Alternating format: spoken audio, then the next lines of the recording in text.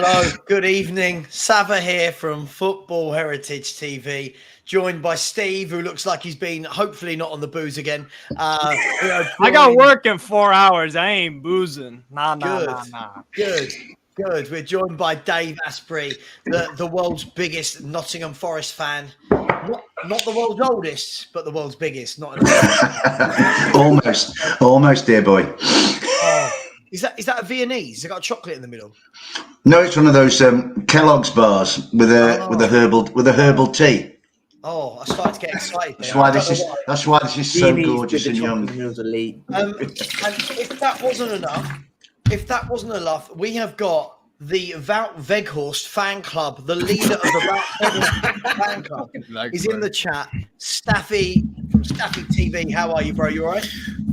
When will this end, Savva? When will it? Do you have Wi-Fi in the USA or? No, just R2D2. That's what he just R2D2. I mean, yes, Staffy, your internet's breaking up, my man. Welcome to everybody in the chat. By the way, sorry, Perchy. Sorry, how rude of me. Perchy is here as well. Perchy, all the way from the internet, but from Barcelona, is here. How are you, mate? You all right? Yeah, sounds like Manuel in Faulty Towers. I love being shouted out all the way from the internet. Lovely. Yeah, no, I'm all good, mate. You know what we say? They come all the way from, someone sat in their bedroom or their room or whatever. Guys, I'm going to start. He's from Barcelona. He is La Barcelona. That's how you say it. Yeah. Here's the more relaxed football show of the week, where we don't need to get so angsty. I'm sure we will with some subjects. Just so you know, I told you guys backstage that I just got sent an article from the Glasgow Times. The Glasgow Times, that famous newspaper that everyone reads. The Glasgow Times have said this: Ange Postecoglou tipped for relegation at Tottenham. It goes on to say that Tottenham have been tipped to be relegated from the Premier League next season. Punters have backed Spurs for the drop. It has been revealed by Betfair that only Luton Town have had more bets placed so far on them to go down than the North London outfit. And you can see there. Can you see? Sorry, hang on. That don't kind work. of. Yeah. Luton, Tottenham, and Wolves apparently are going down. Guys, Spurs aren't getting relegated, are they? I mean, as much as people would like to laugh at Tottenham, we're not going down, are we? Why would we go down? If your defense is any worse than it was last year and you score less goals, that's the only thing I could think of. I mean, even if we went into the season, guys, with some of the back four that we went in last year with Adoji in the team as well, Can't be any worse, surely. We've got Kane, Son, Kulusevski, Maddison, Solomon. We're gonna score goals, right? There's no way Tottenham Hotspur get relegated. You're not. Your midfield is better than Leeds, so I think you've got a chance to stay in. We're gonna finish 16th, not 18th. Yeah. No, the lowest I think you can finish is like 12th, 13th. Anything can happen. It's a weird league, but yeah, we'll see. Yeah. Hey, interesting. Staffy, are you there? Is your internet working now? Are you good? Am I good now? You told me. Yeah. Sound good. See, the thing is, I'm not even on wireless. I'm hardwired. So when someone tells me internet is not working, that's never good news because there's nothing I can do. I can't even restart my router, do nothing. So I just restarted the computer. In 4K now. Are you trying to run Wi-Fi off your next door neighbor's code? That's what I'm saying. I'm not even on Wi-Fi. I'm hardwired. But see, I told you, don't say the words Weghorst. This is what happens when you say that word. So it's all on you, Savva. Started on wrong. Guys, today what we're going to talk about, whatever we like. It's the beauty of the football show. People in the chat, welcome to you as well. Smash the likes. We've got people from all corners of the earth in here. We've got people from, I think we've got Steve. Where are you based? New Hampshire? Yeah, New Hampshire, the great northeast of the United States. Yes, sir. So you're in New Hampshire. Staffy, whereabouts in the States are you? I'm in New Jersey. Right off New York, so you can say New York. That's why I always say New York. Okay, so New York, New Hampshire, Perchy, you're Barcelona. Dave, where are you from? Where are you at the moment? I'm in a little village in Staffordshire called Teen, which exactly a fortnight ago tonight was the epicenter of an earthquake, 3.3 on the Richter scale. Oh, wow. So these guys have got like much more sort of, glamorous locations, but it's all happening here in Teen in the high street, Well, I'm in South London, so we're from all over. We're from all over, guys. Lots going on at the moment. There's transfers going on everywhere. Deals these days seem to take about 3 weeks to get over the line. It's all happening. The Saudis are buying absolutely everybody and anybody that's ever kicked a ball in their life. I'm sure one of us will be getting a phone call in the next week or so. Spurs are about to bring out a documentary about Eric Dyer. I can't believe us. Is that real? I saw that in the comments. I thought it was a joke. It's real. Yes, it's of real. course it's real. Because it's Tottenham Hotspur. We do mental stuff. Not even surprised. Oh, the fun of supporting us. I also want to add something. Does Steve look like Sionchu, the guy from Leicester? Yes, I've gotten with the hair. Now you see it, you can't unsee it. It's so true. Savva, you see it, right? Yeah, I do see it. I didn't see it. I did it. As soon as you mention it, you can't unsee it. It's great. It looks like Sionchu. It looks like a Visigoth to me. Somebody like sacking Rome in the 4th century. Like Attila the Hun or something, you know what I mean? Thanks, Dave. Absolutely. I won't tell you what I think Perchie looks like, but listen, on a serious note. A younger me. Big up to everybody in the chat. Hope you're well. By the way, we might have a few Arsenal people in because I've just been on a very heated show. I don't know if any of you were watching it. Me, Henry Wright, Kaz from Never a Foul and Daps from Never a Foul. And the Arsenal fans didn't like it that I dared to say that Man City were better than them. I mean, it was like... No, you don't say. The team that wins the league... Yeah, so they might be here. Nishan, to be fair, was a bit more sensible than the others. So, big up to I'm Nishan. not unhinged and aggressive. I don't know why I found that funny. Honestly, it was a very, very, very funny stream. Ben, you were in there. Ben saw it. It was hilarious. There's loads of them in here. Big up Chloe's in the chat.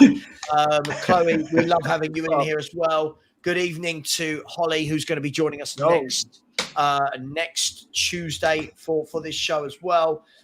We've got Arsenal, the history and more saying evening, fellas, evening to you as well. Wacky Paranormal, which is a wonderful, wonderful name, is in the chat as well. Black Lives Matters in the chat. This person was giving me loads of shit in the other channel. Here we go. He started already. Pick a corner in your house. Will come in handy as a place to cry when Arsenal win the league next season. I see, Savva. I called them the most sensitive fan base in England. Yeah. And they hated that. Absolutely. They are a little bit, aren't they? I tweeted that today, and it got so many likes. And I don't usually get that many likes on a tweet, but everyone knows they're so sensitive. You say one bad thing about them. The other day, I got so much hate for trying to say that I predict, which is a prediction. I don't see the future. I don't know. I'm just predicting that Liverpool might have a better season than them. How dare I say that? How dare I pick a team that went head-to-head with City for about 5 years? How dare I pick them to say that they might come in second? I got absolute belters for that. It was insane. You're not allowed. You're not allowed. Honestly, literally the conversation I started, which got me in trouble. It never gets me. How could it get me in trouble? I'm sitting here in my spare room streaming. I couldn't get in trouble from trolls on the internet. But your middle name is Trouble, bro. Your middle name is Trouble. Why not? Trouble. So this is what I said, right? As long as you guys are interested, I'll tell you what I said. I'm going to tell you anyway. Right. So I said, I think Arsenal are a good team, right? But I think that the gap between Man City and everyone else is huge, right? And Kaz put forward a point that's saying, well, hang on, look, if they had a bit more depth. And I said, yeah, cool. But let me sum it up like this. If you were picking a 1-11 between Arsenal and Man City, this is where the Arsenal fans lost it with me. I said, not one Arsenal player for me I would pick. Now, wow, this literally, I might as well have threatened all their mums and dads and everything. It was like they went mad. Am I mad in saying that? Henry was adamant that Saka would get in on the right-hand side, and I said no way over Mahrez or Bernardo Silva. The fans were telling me that Martinelli gets in above Grealish, and I was like, what? For what Grealish brings me, I don't think so. No. Go, guys. I've done this. I don't know. I think there's a case for Martinelli over Grealish. It depends. But really? It depends. No. But it depends. It depends what you want out of your side, right? True. It depends what you want out of your side. Like, for example, no one here is picking Dan Burn for their team, aside from obviously the Forest fan. But you've got even you have Renan Lodi. Even you have Renan Lodi. But for example, the way we use Dan Burn at Newcastle, it works. Yeah, Johnson and plays the back three, didn't he? But having said that, I would still trust Ake to be probably a bit better defensive. But again, it's a unique thing that each player brings. There's a case for Martinelli. There's a case for Saka. But it's like 9. Yeah. Oh, I don't know. Over Riyad Mahrez. Oh no, sorry. Riyad Mahrez is one of those. Riyad Mahrez is one of those players that gets he doesn't get the credit he deserves. I think he's he's one of those underrated players in the Premier League. Riyad Mahrez. His first touch is as soft as he's so good. It's ridiculous. Same with Grealish on that left hand side. I think he came into the world into an absolute new stratosphere of ability last season. Yeah, I just sit there and I actually have to agree. I can't think of many that get in. I'm trying to. I feel like I'm having to force it if I do, because I look back and I go, Odegaard, De Bruyne. You pick De Bruyne. Yeah, it's centre midfield. Gundogan and Rodri, I think, were probably the best 2 centre midfielders in the league. Yeah. One of these teams won a treble, swept all before it, demolished everything, and will be world champions probably later in the year, right? Yeah. The other team that we're talking about lost 1-0 to Nottingham Forest at the end of the season. So let's just put it there. That's for you guys made that game look easy too. I knew Dave. I knew Dave would make it about Nottingham Forest. There's a Forest reference coming. You knew it was coming. Forget the best 11. All that matters is somebody lost to Nottingham Forest. That's all. But seriously, it's context. I look at Manchester City. They are. I mean, I'm knocking on a bit, but they are the best team I've ever seen. Arsenal are a good side with smashing lads and good players. They're an excellent side, Arsenal are. But it's like watching tennis. There are lots of really good players, and then there's Djokovic. You're right. Listen, all about level. Do you know what, Dave? That is the analogy I used. That is what I said. I said, me predicting Man City to win the league easily again is like me saying I think Djokovic is going to win. Basically, every tennis tournament he goes into. Look, listen, but the problem was what happened was the Arsenal fans are not all of them, but the majority of them were so sensitive that because I said I prefer the City players, apparently I think Arsenal are crap, and I never said that. I just think when Arsenal played Man City, forget that basically handed the title to City. More than anything, guys and girls, what that showed me was a worrying gulfing class between Arsenal, who are better than everyone else, and Man City, who are better than them. That was the true worry for me, was that Arsenal played teams off the park, obviously other than Nottingham Forest, but Man City made it look like they were playing a League Two team in the FA Cup. That was the worry for me. Savva, to be fair, though, I'm going to be devil's advocate for once here. And go for it, man. For once. Good line.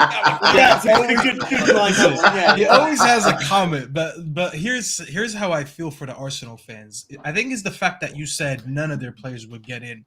There is a few positions that you can argue, because like even if you go to Pep and you offer him for certain positions that I'll mention, like Saka as an example, if you offered him to take Saka in that Man City team, he would take him. I think he would. Who would he take him over? I'm not sure. There's a few positions but that's where the debate, isn't it? But that's the debate. I get it, but that's what I'm saying. There is an argument in some positions. Center back position as an example. I get Ake had a good year.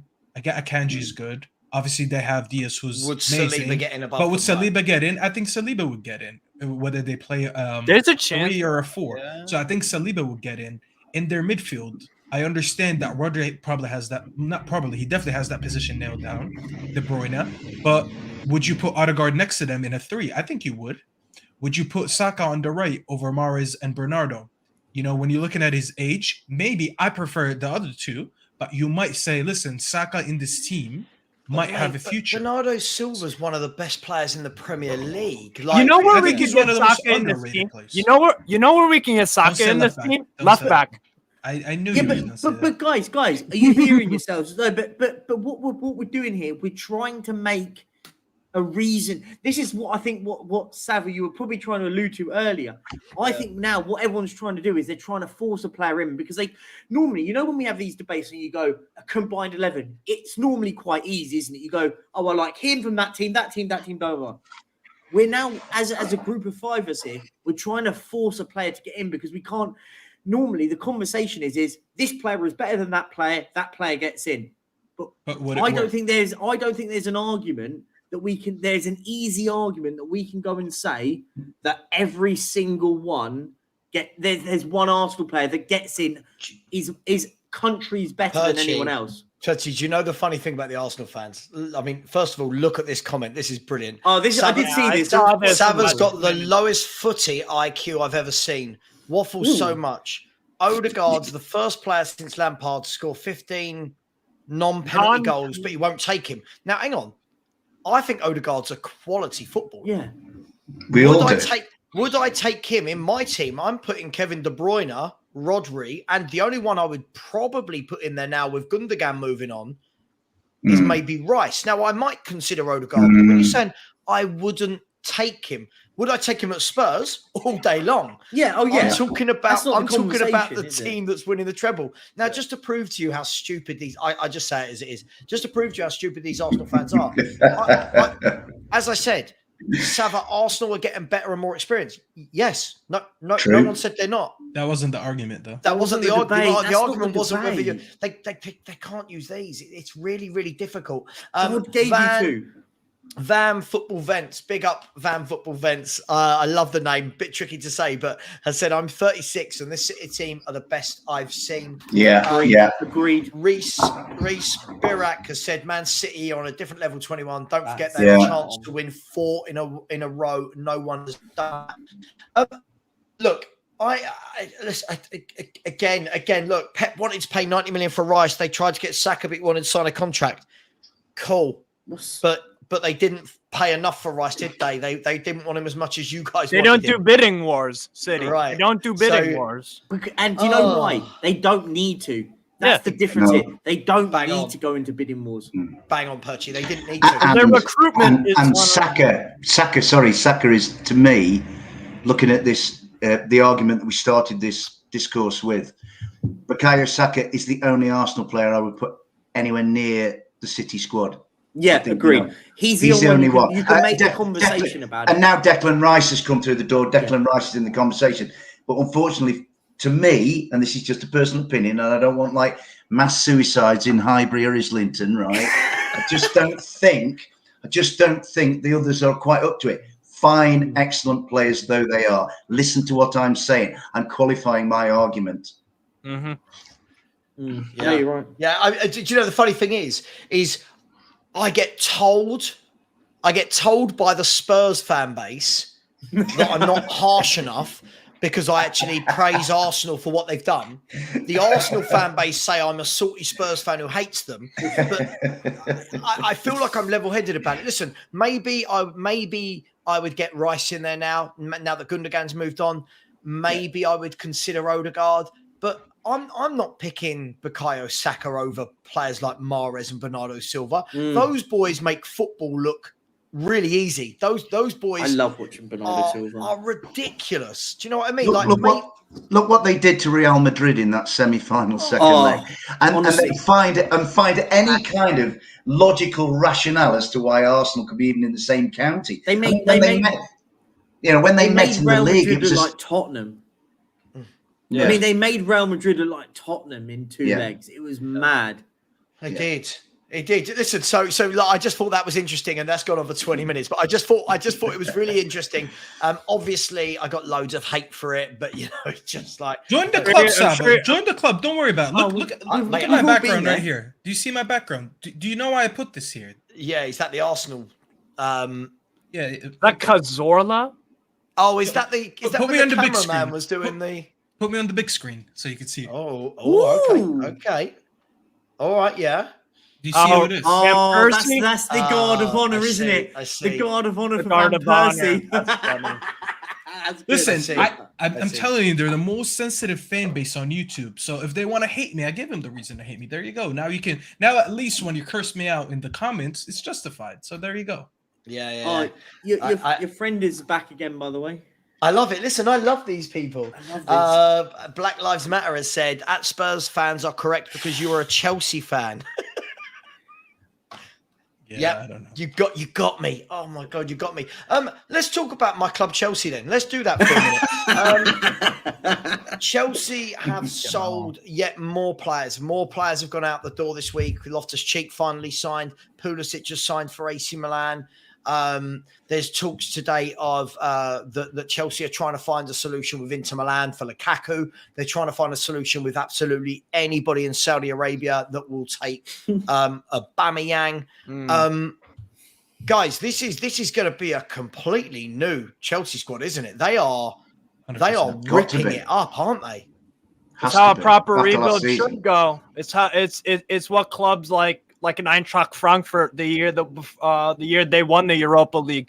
They had a lot of incomings and outgoings. Rangers also, they regularly chop and change. Celtic under Postecoglou regularly chop and change. And it's easier to do that in those leagues because obviously the wages aren't as high. But it's very, very impressive because obviously at Chelsea, the wages are much higher and whatnot. But yeah, Chelsea have always been a good selling club. Always. Yeah, agreed. They've got mad money for Gehi, who didn't have a Premier League appearance under his belt. And they sold him the Palace for what, 30-odd million?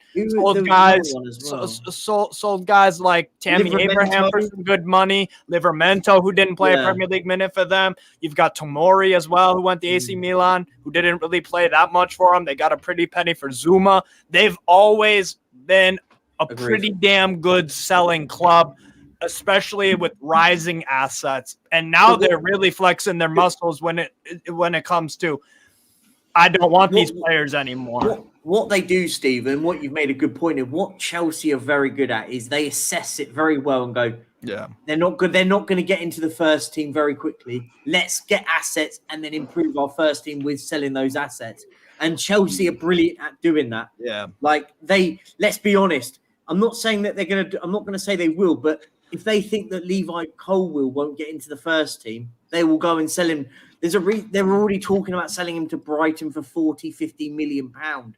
He's a lad that's never even kicked a ball at Chelsea in the first team. But they sell them at great prices. Like if you notice, when most clubs sell youth players, like if you take our club for example, who was the last youth player that we actually sold for money? Like real money, we sell them for $1 million, 700K. Chelsea sold, if you look in the last 5 years alone, Chelsea have sold Tariq Lamptey for a big fee to Brighton, Mark Gehi to Crystal Palace for a good fee. They sold Tomori to AC Milan for a good fee. They sold Tammy Abraham. These are all youth products, by the way. I haven't even mentioned, right? I mean, so the last one I could say for Tottenham was Carter Vickers to Celtic. That was 10 million quid. And he's rubbish. Do you know what I mean? So I get your point. Yeah, this is the first time, though. This is the first time it would. I would suggest that Chelsea have had what you would class as a fire sale. It seems like it's like it's the first in the last sort of 20 odd years of Chelsea being prominent in English football. This is the first time that they've had what's had to be a mass exodus because standards were so poor last year. Yeah. You know what I mean? So it's the first time they've had a serious reset. Up until this point, there's been a modicum of continuity to see them through. And I just think that, what has been an evolution is having to be a revolution now. But I think they'll be infinitely better this season than they were last season. I agree.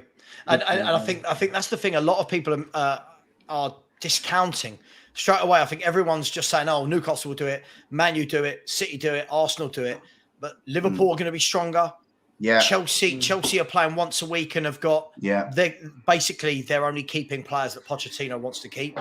Yeah, and I don't know about you guys. The worry for me, I'm sure I'll get accused of being a Chelsea fan for saying this. The worry for me is that now all these players are going out. I think in the next 2-3 weeks, you're going to start to see 3 or 4 top players come in. They've already bought Nkunku in.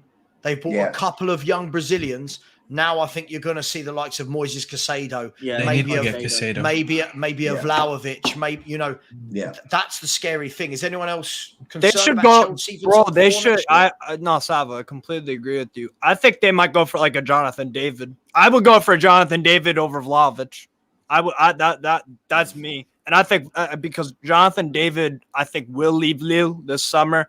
It's been rumored like the past, I don't know, year and a half that he kind of wanted to move out. His stock has never been higher for Lille last year. You know me, Ligue 1 is my go-to favorite league to watch. Watched a lot of Balogun, watched a lot of, Lille and David. And, bro, this guy's legit. He would fit them like a glove. And I just, for me, that would be my purchase. I like Dusan, but I don't know if it's Allegri, but he's very, very dependent on service. And if it wasn't Angel Di Maria at Juve giving him service last year, or maybe Rabiot with a through ball, wasn't really much going on for Vlahovic outside of an odd penalty or so. But yeah, I mean, feels like a lull, Savva, before Chelsea kind of open the armory and start like firing their bullets. It just, you just got that sense that Chelsea saying, right, we need to clear the garage out before we start bringing stuff in. Do you know what I'm saying? And I just feel that, like, you're absolutely spot on, Sav. And nobody's ever going to accuse you of being a Chelsea fan if they've actually got a brain in their head, right? It's fine. I thrive on it. Dave, do you know what? Listen, I only accuse them of being a Man City fan. But Sav, you are dead right, mate. It just feels to me like Chelsea are just waiting their moment. And I think now that teams are coming back in for pre-season and it's beginning to feel like momentum's gathering to the start of the season, Chelsea will strike in the transfer market, and I think they'll be really potent, mate. I really do. And the other great point you make about Chelsea, mate, is that they are not going to be hampered by a fixture congestion like the other big guns are going to have this year. I think they will be way better this year than they were last year. By the way, for anyone in the chat, we are going to speak about all of the teams at the top there, also Nottingham Forest. So please, this isn't, I love it. If I talk about one team, it's like, oh, here we go again with that team. And it's like, well, there's only so many teams. But Perchy, Chelsea, for you, how serious are they going to be in terms of Champions League contenders again? Not winning it, obviously getting back into it. Do you think they can do that? Oh, yeah. I think what Chelsea have got and what Chelsea are very good at, by the way, and this is the one thing always when people go, oh, they were crap last season. I said, you've got to bear in mind is they had about 14 new players, all young lads under the age of 24, all come into the squad. It just buying 14 or players over 2 windows, spending north of 600 million quid. People just think at a click of a finger, they're gonna just do well. I think they've got the right manager for it. Whether we like it as Spurs fans or not, they've got the right manager to do that. What they have got is they go and bring in a Caicedo. What's that? That's your Kante replacement. Bring in a striker. It looks like Lukaku's coming back. I don't know if he's going to play or not. They're trying to sort out a deal to get rid of him. But I doubt it as well. But my point being is if they do, they will get rid of him, and then they'll look elsewhere around for another striker. It could be Vlahovic. It could be David, as you've mentioned. Listen, whoever they get in, you could argue they've already got him. They might think that Nico Jackson is the one they want to play as your number 9. They may already say, do you know what? He's a wicked player. He's a good player. He's a talented player, fits the mold of what they want. I think they haven't got the distraction of Europe. Listen, it wouldn't surprise me here that Chelsea, under Pochettino, go and win a domestic trophy this year. Yeah. They've got no distractions in Europe. Heck, they could go and win both of them. Yeah. They could go and win both of them. It wouldn't surprise me. But whenever everyone I hear, and it's like people forget history. What did Chelsea do usually when they finish mid-table? They go on and do something. They go on challenge for the title. So I think they are. But this time it's different, Perchy, though, because a lot of people use that argument. I'll tell you why it's different. That team that finished 10th when Mourinho got sacked, that team was already champions before. Yeah, and they just had a core. But they had a very exactly. They had a established core. They had a very bad year. Yeah. But this Chelsea team is completely different because they actually redid the whole team. So that Chelsea team, when they came back under Conte and they won the league, that team was already champions before. They just knew finishing 10th was really not what it doesn't really represent who we are as a team. Yeah. Let's just go back, regroup, new manager, new challenge. And they went back and they showed that they should have never been 10th to begin with. But this Chelsea team, we have no blueprint to. We haven't seen this group of guys with this manager play before. So I can't just go for or against. Like it's either a surprise package because it's all a bunch of brand new ingredients, or it could be not title contender. Exactly, and that's what I'm saying. It has nothing to do with the first time. Honest, they've not gone and signed a load of unknown. They've not gone and signed a load of unknown 22-year-olds. They've gone and signed the likes of Enzo Fernandez, who was tipped to be one of the best players in the world. One of the best players in the. Do you know what I mean? Yeah. We can laugh about the likes of Mudryk, but loads of teams wanted him. Madueke's coming and he's looked decent. He's coming to Chelsea and looked decent. Yeah. They haven't just gone and signed a bunch of nobodies. They've gone and signed 18 to 22-year-olds all around Europe that were highly praised from all across Europe. I think people miss the point here. And listen, yes, they're going to need time, but let's be honest. They haven't got a terrible squad, have they? Look at that back four: Reece James, Fofana, Badashile, and then you've got Chilwell. It's hardly a terrible back four. Then you start moving a little bit forward. You can start. Do you know what I mean? You're starting to see improvements. You put in Caicedo next to a Fernandez, good complement in that midfield. Again, you start moving forward. Yes, unproven, but it's not like it hasn't happened before. Yeah, yeah. It just needs a bit of cohesion. It just needs an overriding voice. A personality of a manager, and I think Mauricio Pochettino is that guy. And I just think they'll warm to him. When I've seen Chelsea this year, they all look like a gang of lads who just turned up on the day and they've hardly met each other. Which for a club of that stature and of that tradition and that history, especially in recent years, it's shameful, really. And I think Poch will go in there. I think Perchie's point about the domestic cups is a good one. I think they will be better, but I don't yet see them making a proper challenge for the top four. I may be wrong, and I'll be happy to be proved wrong, but I don't quite see that. I think they'll be looking 5th, 6th, or 7th, Chelsea, but they will. It's top 5 now, isn't it? So 5th place could creep them into the Champions League next year. Sorry, beg your pardon. Yeah, so you never know, but I just think it's softly catchy monkey, tiny steps, incremental gains, and I think that's what Pochettino will. Dave, I think you're right. I think that the difficulty is look, let's be fair. Everybody's top 4 that they predicted last season, I bet you not one person got it spot on, right? Let's be really, really honest. I bet you not one person who predicted it got that spot on, right? That's the beauty of football. It's not about being in the mud. It's everyone looks at it through their own lens right now and goes, right, I think this is going to finish there, and there. Many things happen. Top players get injured. All it takes is one massive injury to, if you look at Spurs, one massive injury to Harry Kane. Where did the goals come from? One massive injury to Enzo Fernandez at Chelsea. One massive injury to Botman at Newcastle. Right. So we don't know. But what I do know about Chelsea is I think this is the first time that their fans are going to be tested more than anything. Because they're so used to winning the last 2 decades. They're so used to winning that for years and years and years, even in the years where they didn't win something, the squad was still great. They sprinkled a couple of players and then they went bang. This time, I think it's different. This time, I don't think they've got the Galactico type footballers. But what they are doing is building a young, hungry team. And if you look at the age of all the players that are going versus all the ones that are staying, this is not a coincidence, right? This is what Poch likes. He will have them drilled. He will have them. I think he'll have them, Perchie, the way he had Spurs. Agreed. In our second season, because in the first season he was getting rid of awful players like Bentaleb, and I think he'll have them. Thanks for Bentaleb. He was ass at Newcastle, but I think he'll have them hungry. I think he'll have them committed, pressing, But for me, I still think they need to add a bit more goals. I think they've got goals in Nkunku. I think Nico Jackson is obviously he's an unknown commodity. We don't know what he's going to be like. Madueke and Mudryk, I think you will see come on this year, right? But I still feel they need a Vlahovic or a Mwani, or, I feel they need something, and they could be dangerous, Chelsea. They worry me. Sav, your point about the fans, mate, you're on the money tonight, mate, because it's another great point, because I went to Stamford Bridge this year. Every night, Dave. Every night. Yeah.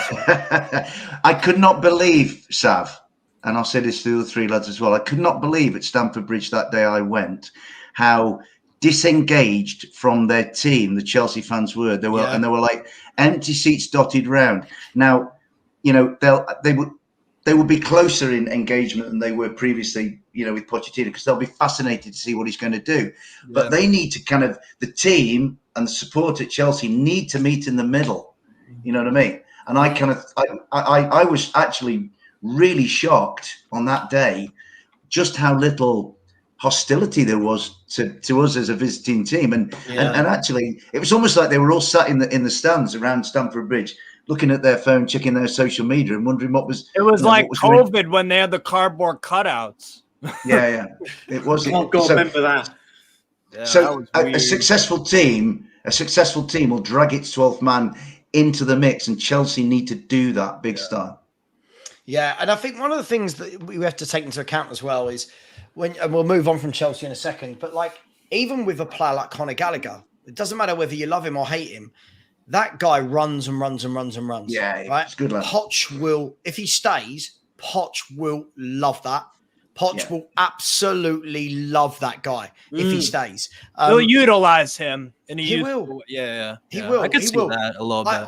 I think the big challenge for Chelsea is not going to be this season coming. I think this season coming, football fans alike, are expecting them to win anything.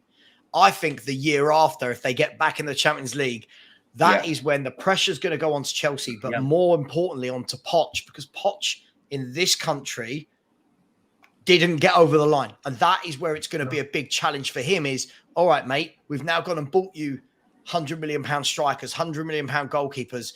Right, you've got to go and win something. That is going to be the season that defines domestic cups. Then domestic cups. For me, domestic cups. Dave, I was about to say that if I was a Chelsea fan, I don't care where I finish in the league, bro. Give me that FA Cup so that Poch can get that monkey off his back in terms of the narrative, or not even the narrative, the truth that he hasn't won anything. Do you know what, Steve? It's a great point, actually. Yeah, I actually think you're right. I think Chelsea fans would happily take finishing again mid-table, but winning an FA Cup. Yeah, and more. I would take it. No.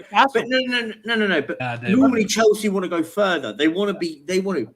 But I tell you what, for bragging rights, those Chelsea fans would have an absolute field day. Yeah, your boss couldn't do it with you, and your greatest ever, talking to Spurs fans, your greatest ever manager that your fans seem to sort of project came to us for 12 months or one season, and he's already won us something. But they might use it magic, Listen, they might use it for football banter, just towards Spurs fans. But I don't believe what you just said. There's no way you're gonna accept after a owner came in and spent $1 billion basically on a whole team from summer to summer. No, I don't think they would just to win an FA Cup. I think they need Champions League. I think they've got to get. I agree with you, Staffy. They have to. But it's a step along the way, Staffy. Surely it's a little sign of progress, mate. Yeah, you can't just say. You got to understand who you're. I tell you what, any club, if you give a piece of silverware to any club, it doesn't matter.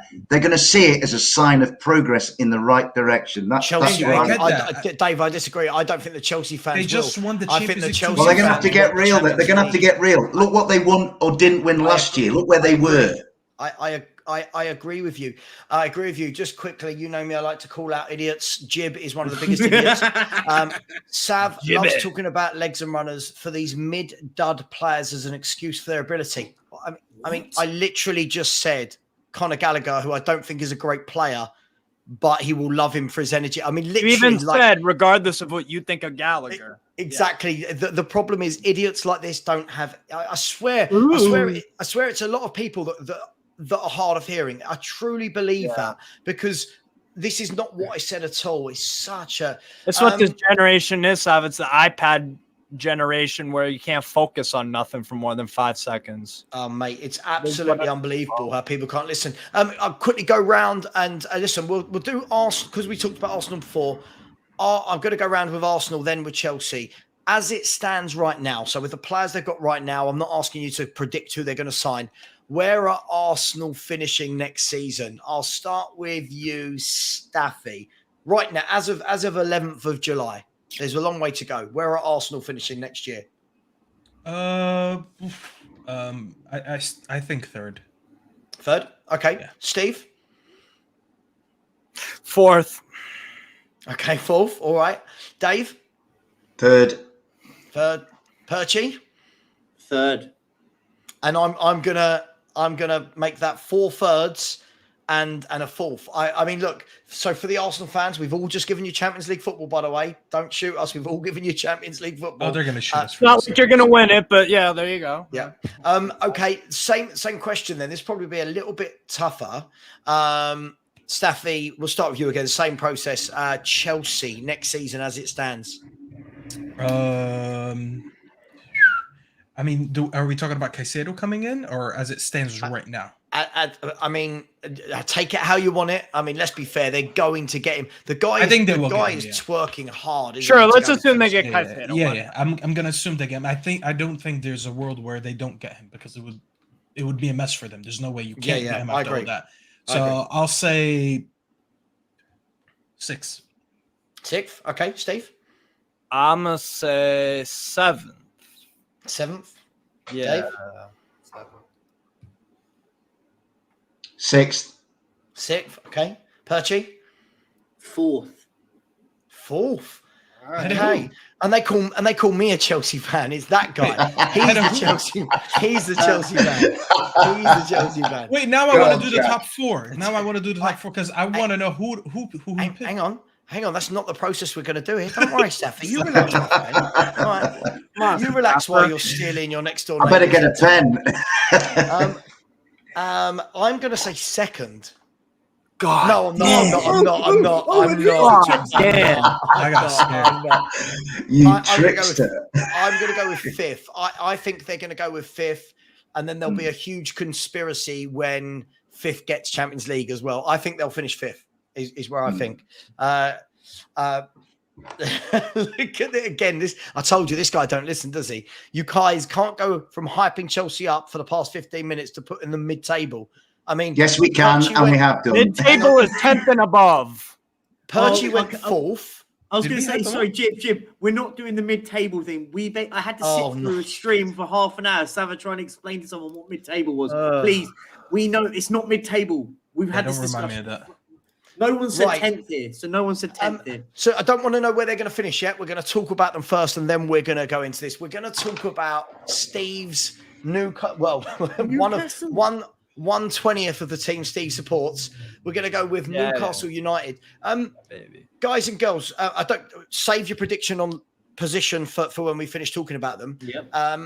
In terms of Newcastle, this is again, I'll apply the same logic I apply to Arsenal to Newcastle. This is a big year for Newcastle because they massively overachieved.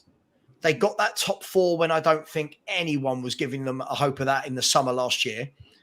But there's a huge difference between playing once a week and then now suddenly going from no European football to not just playing on Thursday nights in like Bosnia or somewhere. They're playing Champions League football where you're going to have to put out your best 11.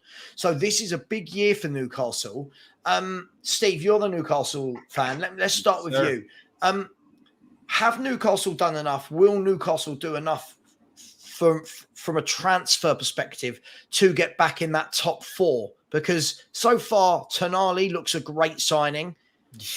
Other than that, I don't see what Newcastle are really doing. What's going on? Well, we're linked with, obviously, Axel Disasi at Monaco, obviously. Apparently, like me and staff are linked with him. So who knows where he'll end up. Maybe he'll stay at Monaco. I would probably recommend that he stays at Monaco just for another year.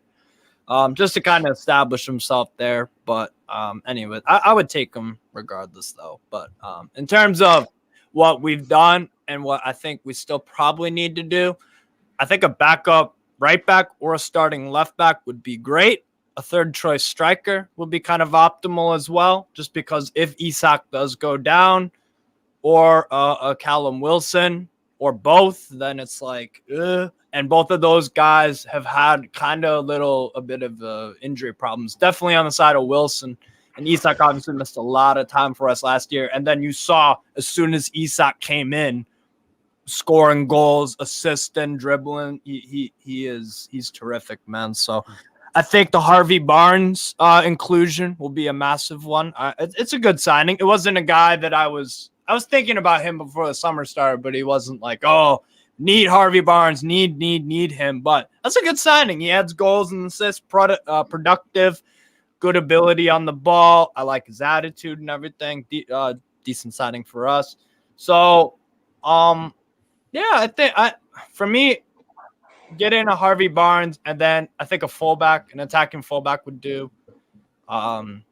Is that enough though? I mean, Dave, let me come to you. Yeah. Is that enough depth for Newcastle? I mean, look, they did really well. I thought Newcastle had a very settled 11. Yeah. But again, it's another club where depth is absolutely everything when you're playing in 4 competitions and trying to get in a top 4. Have Newcastle done enough? Is this going to be a year that maybe they have to step back out the top 4 to regroup again, or what's your thoughts? I think if they want to move on from the fantastic achievement of last season, let's just put that front and centre. What Newcastle United did, having been a relegation candidate the season before, was a fantastic achievement. You know, it was right up there with the improvement that Arsenal made. Newcastle's was fantastic. I personally think that they haven't quite done enough yet, but who's to say they won't? Because they get Harvey Barnes in. That's it. You know, of course. What I feel about Newcastle is, and I have the same feeling about Arsenal, is that element of surprise that they had last season. You know, blimey, Arsenal are pushing for the title. I never expected that. Blimey, Newcastle are like pushing for Champions League. I never expected that. Basically, what everybody else in the Premier League can see now are Arsenal's and Newcastle's flags, because they planted it in terra firma last year so everybody could see it. And I think the pair of them, so I see Arsenal finishing 3rd and I see Newcastle finishing 5th. I think Newcastle will be excellent again, but I just think the fact is that they, you know, what they did last year was brilliant. It's going to be very difficult for them to replicate it, but they won't be far away. And in Newcastle's case, I think it's because they've got an absolutely tremendous manager. I really do. I think he's to my way of thinking, he was the manager of the season last season. And I think Newcastle, with that fantastic support behind them, and especially at St James's Park, they will be a force in this league again. Not getting close to City, I don't think. But they'll definitely they will be in the conversation for Champions League again. It's just how being in the Champions League this year affects their ability and their prospects of getting back in it. I think I'm really looking forward to watching Newcastle. They're a club I love. I went there start of last season, and the atmosphere and the welcome you get. They're a great fan base. It's a great stadium. They're a club who for so long have had to kind of put up with mediocrity. You know what I mean? And now they've got a great manager. They've got he's an attraction in itself. People will want to go and play for him because they'll know that he can empathize with them. He can build a rapport with them. I just think it's that fact that they are no longer a surprise package that might just. But I just see Newcastle being. I see it as a big 7 now. Do you know what I mean? And I think Newcastle are in that. Dave, Dave, what I would say is I think the element of surprise, definitely we had that. What I would say, though, is something that you can't stop unless we as a unit digress or under or overperform. Defense. Yeah. If you honestly, want to succeed, Steve, they're amazing, mate. Exactly. If you want to sustain success, if you're always overperforming in terms of the goals that you score, if you have a solid defense, that's easier to replicate, right? Yeah. I don't expect. I think Callum Wilson had 17 odd 18 Premier League goals for us last year. I don't know if he'll get that return next year. But what I do know is, or what I think is probably a bit more likely, is that we will be a very, very solid defensive side. You will, Steve. You'll be hard to beat again, mate, because if you go back, I'm a generation or two, far before you lads. Yes. All good sides are built on clean sheets. If you're not giving them away, which is what Botman and Shah and Dan Burn and Kieran Trippier, who I actually still think is Newcastle's best signing because he begat the rest that came after. They were always in games, Newcastle. You know what I mean? And especially away from home. If you think, that defense was able to absorb pressure, and then Newcastle were able to hit on the counter with St. Maximan and Almiron and Wilson and Isak and all these other guys. I think Newcastle, it's just so good to see Newcastle doing well as a lover of football, not just my own club, because they've been a great institution. They've been a big club with a small team and small managers and a small outlook, and now everything's changed, and they're going to be fascinating. I just think they're not going to quite make it this year, but they will be back in Europe. Do you mean top 4, or what do you mean by that? Because I'm looking at them, and I really do respect what Eddie Howe has done with that team, and adding Sandro Tonali and even adding Harvey Barnes if he ends up joining. I think that team's good, but I just have question marks on how they're going to do in Europe, and will they be able to withstand that throughout the season? Because I'm not going to drop them off too much. I'm not going to say they're going to completely go to mid-table, but if they finish 6th or 7th, I think I already put Chelsea at 6th. But if they finish around that, I really wouldn't be surprised. You got what I'm saying? I think they'll be 5th. I think they'll be 5th. I do, Staffy. That's where I think they'll be. Yeah. For me, it's again, like I said about Chelsea, I don't even care where we finish. As long as we're in all competitions in every game, giving it our all. Yeah, which will be with that manager. Building for something, if we're showing that we are making serious steps in the right direction, that's all I'm concerned about. Again, I would love to finish 8th and win an FA Cup, because that city has not seen Newcastle win a trophy since 69-70 when we won the Intercity Sphere Cup against Utrecht, which is the former UEFA Cup and now Europa League. Yeah. That's I remember priority. Bobby Monk, John Tudor, Stuart Barraclough, all those great players, mate. Joe Harvey's team in the 60s, mate. I actually remember them because I was about 4. Yeah. Staffy, I'm going to come to you. Staffy, I'm going to come. Can we just move before we move on, mate? Sorry. Can we have clarity, please? Because I'm not clear. Is 5th place next season a Champions League? Isn't it all to do with coefficient points and stuff? Yeah, I think it's all about your coefficient. Yeah, but two countries are going to get it. So I highly doubt that the Premier League doesn't get one. We'll see. Let's be very honest. Look, do you know what? Let's stick with top 4 as Champions League, and if 5th gets it, it's a bonus. Just quickly, Staffy, I'm going to come to you because I know that you need to jump at 11. Just quickly, my mate Jib is back. What makes me laugh is when we say let's chill with the Eddie Howe hype, he's done nothing spectacular in his career. Do you know what? I wish people did some research. Eddie Howe took a club from one game away from going into the National Conference League. Absolutely. Out of the Football League. Which would have bankrupted Bournemouth. Hang on. Right. From one game away from being relegated to the conference, he took them to League One, to the Championship, to the Premiership. Right? Yeah. Kept Bournemouth in the Premiership for how many years with hardly any budget and a tiny, tiny little stadium. Right, narrowly missing out on Europe, if I'm right. Yep. He's then gone into Newcastle when everyone's going, oh my God, they're getting relegated. They are terrible. They're going down. And in 18 months gets them from no wins in the first 14 league games to Champions League football and a League Cup final. So before we say nonsense, sorry, Jib, I do pick on you because you go at me and you ask for it. Right, Sam, he's got his words wrong, mate. He's saying he has done anything spectacular. Does he mean he hasn't? I mean, if he'd like some kind of comprehension and grammar training, I'm only too willing to help him. But the thing is, and he's come in and said, Savva, I knew that. Well, you didn't, because when you say he's done nothing special in his career, taking somebody from the conference, one game away from the conference to the Premier League, and how can we judge him on elite level when this is his first this is going to be his first. It's so stupid, Savva. It's so stupid. I'll tell you why. Because there's a certain YouTuber. Staffy, this is what we're dealing with now. This is football fans now. Savva, there's a certain YouTuber who says that all the time, and I rate that YouTuber, by the way. But you can't take everything that other people say out of context, because if you say that, okay, this manager just came from managing Bournemouth. As you already mentioned his career, okay. Yeah. And he went on to improve himself by doing his badges, not his badges, sorry. When he went to UV, he went to Atletico. He went basically to learn off other managers and other clubs and see how people run their clubs and run their teams to improve as a manager. And he came in and he took a team from 19th last season, or last place when he took over, something like that, to finishing mid-table, to now finishing the top 4. So he's consistently improving.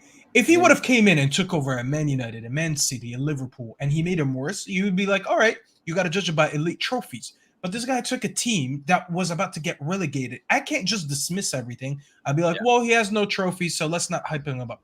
It doesn't make sense. If they give him good players in Newcastle and he regresses, this conversation makes sense. But everyone has to start somewhere. If it's my first year of managing or my first 5 years, and someone says, well, Staffy has no elite level trophies, how do I even reach the level to start competing for elite level trophies? This is what Eddie Howe is doing. He is reaching the level where people are going to eventually be like, all right, it's time to say, is Eddie Howe good enough to win a trophy or not? But you have to earn yourself. He also got out the way at Celtic. He went for interviews at Celtic. He got out the way at Celtic to allow Ange Postecoglou to go in there and revolutionise Celtic, who were adrift at the time. Do you know what makes me laugh, Dave? It's like, even then, I mean, my man's come back with, okay, if he doesn't win a trophy this season, I expect him to be blazed in the media. Now, can I just say, right? So far we've got Eddie Howe has to win a trophy or he's dreadful. Poch has to win a trophy or he's dreadful. Right? Klopp has to win a trophy or he's finished. Pep Guardiola has to win all 4 or he's no good and nowhere near as good as Alex Ferguson. Postecoglou needs to win a trophy or he's not good enough for the Premier League. Who am I missing? Arteta has to win a trophy because he spent 600 million. Do you see the difference, Jib? Not everyone can win a trophy. Especially Man City in the damn league and then the FA Cup and Carabao Cup. I think you've got one there. But do you know what? I wish it was just this one guy. But this is this is about I would say about 30% of people I see on YouTube that come out with these outrageous comments that make, there's no, I keep saying it lately, Perchy probably bored of me, critical thinking. Yeah. For me, Eddie Howe would have done a great job. Yeah, if he gets Newcastle back into Europe, forget Champions League. If Eddie Howe gets Newcastle into Europe for a second year running, whilst growing the squad, then they go again next summer. That's a great job. But I feel like what Jib's problem is he's trying to base this on the stick that Poch had. Now, the reason Poch had the stick was because Poch was at Tottenham in a time where we had one of our best teams I've seen. We had an amazing team that he couldn't get over the line with not a lot of competition, right? This was the years when Leicester won it, right? This was Man City weren't Man City at that point. Chelsea weren't the Chelsea that they'd been for decades. Liverpool were in a refresh. Arsenal, Man United. So I feel like people have got to take a step back and realise that. And I just defended Arteta, by the way, on another stream. I literally just defended Arteta, saying, people going, if he doesn't win the league this year, you've got to sack him. Why? Are Man City going to not play this season? Like, a Man City suddenly going to go on. We've won it 3 years in a row. Yeah. I get so frustrated. But listen, I know, Staffy, I know you need to go. Thanks, bro. Yeah. I really appreciate you coming on. Always a pleasure. Take care, mate. Thank you for having me, guys. Take care. Peace out, brother. Good man. Yeah, look, so sorry, guys. I look, and by the way, that Jib goes at me all the time. So I really do have to. I like putting idiots in their place. I've always liked putting idiots in their place. But the thing is that my point on this with Newcastle, I think this is what context is the great word, and it's the great word that I need everyone to be wearing a context t-shirt, because literally the context of it all. Look at Newcastle's team, even with the players they've signed. Yes, they spent a little bit of money. They've spent some money here and there. They still got Champions League, comfortably got Champions League football with Fabian Schär at centre-half. And Isak out for quite a while. Do you know what I mean? They still did it with Sean Longstaff in midfield. Joe Willett. Perchy, can I just add, by the way, that Howe and Conte arrived. Thank you. Me and you have this conversation all the time. Howe and Conte arrived at Tottenham and Newcastle. Sorry, Newcastle and Tottenham respectively. 2 weeks apart. And in the time that they were both there, up until this summer, Conte had spent more money on signings than Eddie Howe had. And Conte had the likes of Harry Kane, Heung-min Son already in the team. This is where people lose complete and utter context with it all. Exactly. The context, Perchy. Steve will tell you, mate.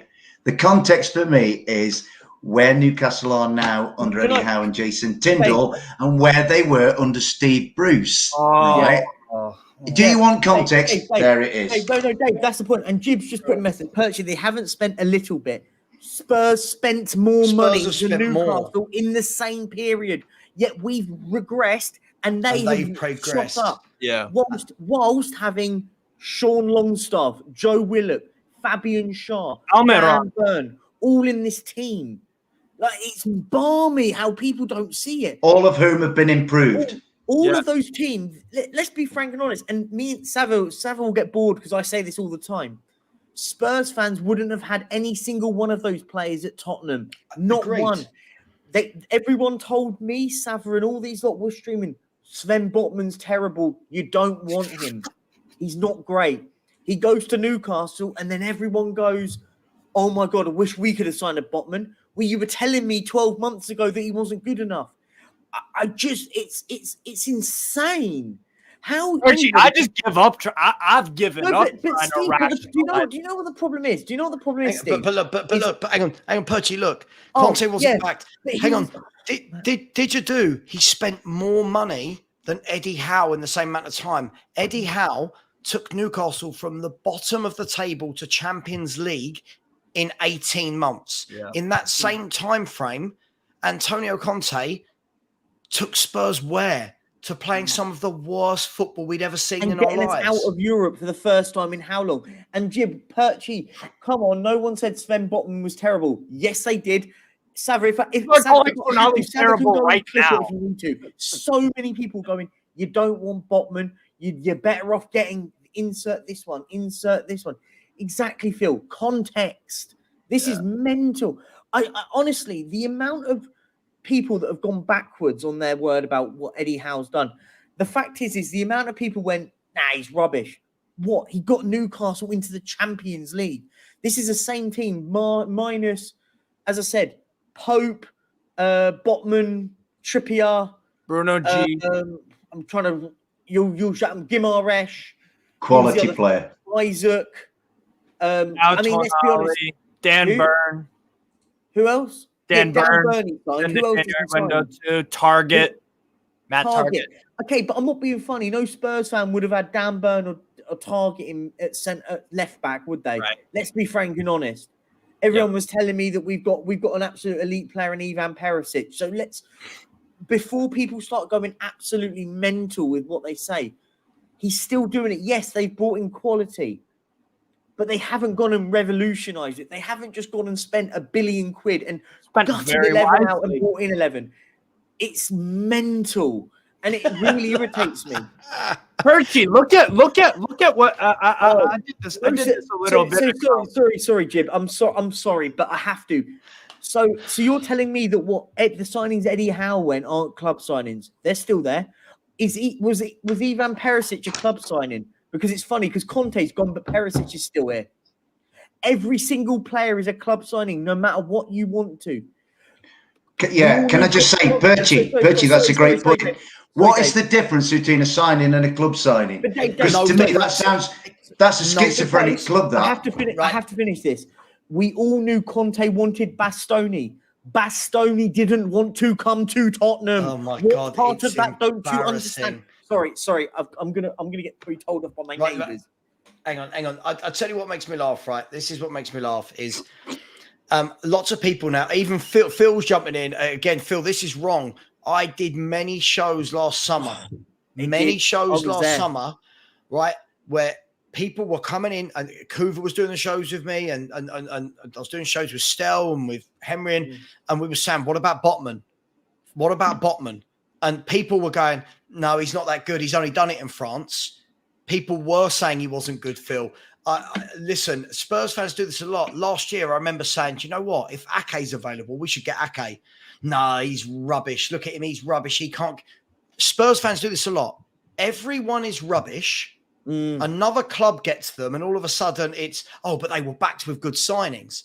I remember, sorry, just to wrap this off, I remember last year, how many of you Spurs fans, how many of you were telling other fan bases we'd won the transfer window, right? That Conte had been backed, and the only one that he didn't want was Jed Spence, because that was the one he mentioned in his press conference, right? And then the moment we started to lose games, it was Conte's not been back, their club signings. Now, Steve, before I bring you in, I'm sorry, every footballer that joins a club is a club signing. This whole nonsense that, Conte's here, we want Bastoni. All right, Bastoni don't want us. Now what? Conte wants Barella. All right, Barella don't want us. Now what? It's madness. Honestly, football fans have become more and more stupid by the day. It's baffling. It's just fancy talk, and that's what it is. A club signing because they want to sound posh. But Steve, do you know what the one thing is that no one talks about? And I say this all the time, because Eddie Howe was a better coach. People don't want to hear it. Conte's a better manager. Because Conte can go and win you stuff and win loads. I'm not saying Howe can't. Yeah. But Eddie Howe has coached Newcastle better than Conte coached Tottenham. And whatever all the Conte lovers and all in the world want absolutely, we all loved him. But it's true. Conte's more one-dimensional in his approach. Whereas Eddie Howe, I've seen us grind out games. I've seen us play ugly. I've also seen us play against Leicester. But Conte doesn't necessarily need to go and coach players. That's not what Conte does. He's never done that. What he does, he goes to teams ready-made, and they go, you know what, I need a couple of bits of magic dust on top of this, and I can go and win you the league. He did it at Chelsea. He did it at Inter Milan. He did it at Juve. That's what Conte does. He didn't coach anyone better. Nobody can tell me one player that Conte made better. I agree. Can I just add in before we carry on? Let's a moment of calmness before we carry on. And I know I'm the worst culprit for it. Please smash the likes. That's what we're here for, right? That's what I'm the worst culprit. Hang on, that's what we're here for. It's what we love. We love the debates. We love it, right? Yeah, of course. Please smash the like button. There are 275 you in here, only 113 likes. Please smash that like button. Please smash the subscribe button. And thank you to everyone that's helped me get over the 7K barrier in the last few days. Savva. Look, I've seen what you put. Steve, give me 1 second, bro. Give me 1 second. Sorry. Right? What I would say is this. Football fans need to realize, right? Again, what they need to realize is it's not just as simple as offering the right money. I can't keep educating people on how transfers work. It's going to kill me. Right? Jib, Bastoni. It's going to kill me. Hang on. Bastoni, Jib, didn't want to come. Spurs could offer his club 100 million. We did. Hang on. Sorry. Right? Anyone could offer his club 100 million. They have to say to the player, do you want to go to said club? Now, had Real Madrid have offered 100 million, I'm sure Bastoni turns around and goes, yes, I do. Tottenham Hotspur, he rejected us. Why did he reject us? Because he's at a massive club playing Champions League football, right? For the club he grew up at, and Tottenham Hotspur isn't a step up from Inter Milan. Now, if football fans can't compute that, we had this on the 24-hour show we did, where fans can't realise that just because a player, you want them, doesn't mean they want you, right? It's not as simple. Fans kept saying last year, just go and get Vardial. Vardial is about to move to Man City for 100 million north, right? Vardial. Just go and get Bastoni. Just go and get Lautaro Martinez. Just go and get, like, I've seen it this summer. Oh, do you think Spurs should go and get, like, God, some of the names I've seen, like Laporte. Laporte doesn't want to come to Tottenham Hotspur, right? Manor Solomon. Right. But that's the thing. That's where you've got to know your level. Yeah. Jib, you're not getting it, my dude. It doesn't matter whether we offer him the right money. Bastoni doesn't want to come to Tottenham Hotspur. I don't understand. Maybe as an outsider to all of this, because I'm way outside this, looking in at Tottenham Hotspur, Sav and Perchy, because you two are suffering with it. It might help Tottenham Hotspur if they discovered the human quality of humility, because they don't appear to have any. And basically, a lot of lads who could go to Tottenham Hotspur are saying, why should I go to a theme park entertainment complex rather than a football club? And it seems to me that Tottenham seem to believe that they are better than they are. If I was a Tottenham fan now, I'd be like, hey, we're eighth. So you've got to get real. It's like... It was the delusion of grandeur when people we're trying to say. I tried to say to people, just because we've got Conte doesn't mean actually anything. It didn't in the end, did it? It didn't, of course. But the problem is this is the point. Tottenham aren't a club that Conte really goes to, because he's not going to go. If he'd gone to, I don't know, I'm just going to pick Man United. Yes, maybe a Bastoni decides to go to Man United because it's Man United. Do you know what I mean? We're Tottenham Hotspur. We haven't won the league in God knows how long.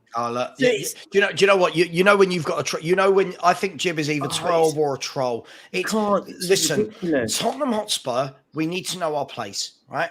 Now, somebody here has brought out, how come Arsenal got Zinchenko and Jesus? Quite simple, didgeridoo, right? Quite simple. Zinchenko and Jesus were squad players that weren't guaranteed as many games as the other players at Man City, and wanted to go and be first team regulars. Bastoni, which is the player we're using as the example, Bastoni is a first team regular at his boyhood club that are in the Champions League. He earns good money, and Inter Milan win things and challenge for things.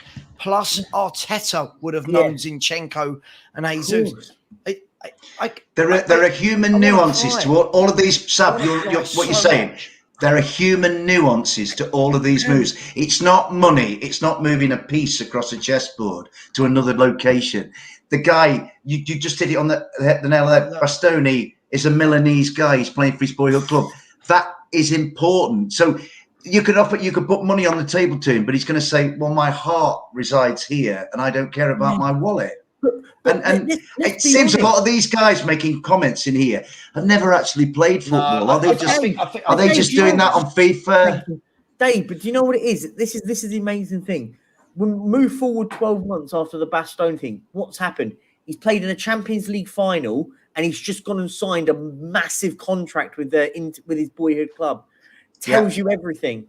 Yeah, I mean, still, people can't understand that. Like, still, people in the chat. I think it's the same account. You got Didgeridoo and Jib.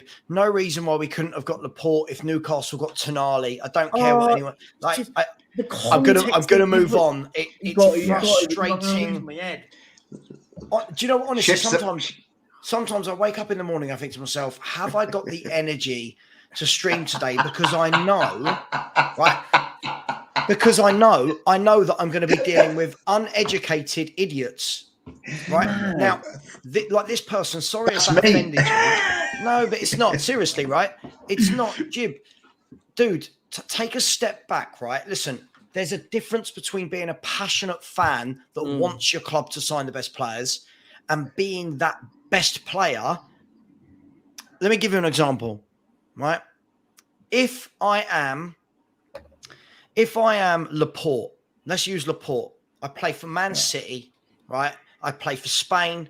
I challenge. I've won multiple titles. I've won Champions Leagues. I've won FA Cups, League Cups. I've won it all, right? I'm at Man City. I'm one of the best centre-backs in the country, if not Europe. If my agent rings me up and says, Amaric, Tottenham want you, yeah? Laporte's going to go, why? Like, why am I going? Like, why am I going there? Because the first thing he'll say to his agent is, if he wants to go, by the way, is you can get me better than that. Float my name out. And if Aymeric Laporte is available, Aymeric Laporte will end up at a Bayern Munich, at a Real Madrid, at a Liverpool, at a PSG. He's not coming to Tottenham Hotspur. So when people talk about this just pay, I don't think they understand how the transfers work. It's not Football Manager. Exactly. It really isn't. And somebody's turned around and said, the only flaw to your argument is Saudi Arabia. Listen, I give up. Spurs are not offering the sums of money. Yes. Laporte might come to Tottenham if we offer him 600 grand a week. I mean, we don't even. We're not even. I can't believe we're debating it. It's madness. It's actually. I can't believe we're actually. You can sell a project to these players. I love it. What project? Seal a project. What is he gluing it? What's he doing there? Sell a project about really. And Laporte has already rejected us this window. What project? Can Tottenham offer Laporte Champions League football? I mean, are they an attractive prospect in that regard? I mean, we don't win stuff. What project is it? Laporte goes to clubs that win stuff. He's just gone and win the treble. He's not going to go to Tottenham. This is mad. Honestly, this is what we deal with, Perchy, as Spurs fans. This is why when other fan bases all hate Spurs fans, it's because we're represented by people like Jib. We're represented by people in the chat that just say things like, go and get Laporte. Yeah, right? Just put the money down is the statement I hear. It's balmy. Just pay the money. Can you imagine, right? I'll ask Steve and Dave as well, right? What's up? Can you imagine, right? If anybody got wind that Tottenham Hotspur had a bid accepted for Aymeric Laporte, okay, are we saying that no other club in world football turns around and goes, hang on, I'm having a bit of that. hang on, we need a centre-half. And the last thing I'll say before I hand over to you guys, sorry, I'm just so frustrated, right? The last thing I'll say to you is, and you are a troll for saying that. If we can attract up so we can go away, you're an idiot. You're an absolute idiot, right? The other thing is, I don't think people realise you don't go to the club first. Yep. You don't go to the club. If I'm a player, and Dave is my agent, they don't ring the club I'm playing for. They won't ring Steve as the chairman and go, oh, we're interested in Savva. They'll ring Dave and go, hey, is your client available? Does he want to move? No, he's happy, or actually he is looking. Mm-hmm. What's he looking for? Well, look, I'll be honest with you. Right now, he's on 180 grand a week. But to move, he wants 220 grand a week. He wants 50 grand goal bonus. He wants this. He wants that. To be honest with you, he doesn't want to join Tottenham Hotspur. You would be his fifth favourite. The only way he would join you is if no one. People don't understand that because they think that it's. Hang on. I've got this clown comes into my chat all the time. Oh, Savva, your behaviour is awful. How many times he insulted this guy, Jim? If anyone in that chat would speak to this way to a person on the panel, would be blocked straight away. Mikal, Jib, every day goes at me in my chat. You know nothing about this, and I'll call you an absolute clown as well, and you're getting blocked. Savva, your behavior's awful. My behavior's awful. How dare you, little? How dare you, little? I'm trying to educate. I'm trying to educate fans that make Spurs look stupid. Go to your room. That's what I'm trying to do. And then you get heroes like Mikal that come in that don't know the story at all, and then try and be a hero. Mikal, no one needs you here. No one asked you to be here. See you later. Smash the like button on your way out. I'm done. In the words of Alex, over to you, Steve. I honestly, when people type the nonsense in the chat, bro, I read it and it goes out one brain cell and then it goes out the other. Honestly, I don't have words. I mean, the thing is for me is that these people are predictably stupid. Like you can literally I've been having a side conversation with one of the guys in here who thinks Tonali was forced to come to Newcastle because of the money. Like he was blindfolded and held at gunpoint, saying you are moving to Newcastle. Black and white van, and he said it's on his face. It's like these people are just so predictable. It's like you don't have any actual opinions or whatever. You just repeat whatever like stupid thought comes in your head. But it's like it don't matter. It's just I don't know. Everybody is entitled to an opinion. That is my bottom line. Of course, right? Yeah, they are. Right. But Savva, right? That people are entitled to their opinion, however outrageous, however incomprehensible it might appear. They're ready. Where I cannot concur with anybody is this idea that I like my club, so therefore they're better than everyone else. If I did that, we finished 16th. We finished 16th last year. And if I came on here and said, we're the greatest club in the land, this, that, and the other, people go, "Oh, Dave, go away. Yeah, please leave the building." So where I am absolutely determined, and I'm talking individually now. I'm not telling. If you don't try, oh God, I can't. Right, please. But the thing is, though, Sav, what is important, it seems to me, but a lot of these folks don't seem to get it, is to know your fate, your place in the food chain. I say this. Imagine if we've talked tonight, right, about everybody bar my club. I've got one little reference in. If I come on here and start talking about my club in the context of Champions League, Europa Conference, FA Cups and all that, people go, "Who's that idiot?" And then they will base their view on the Nottingham Forest fan base on me. And I have a really important job to represent Nottingham Forest fans. We've got some people who don't see eye to eye, but as a group and as a collective, our reputation at the moment after what we did last season is good. And I want to maintain that. I want people to say, the guy's reasonable. He knows where Forest sit in the food chain.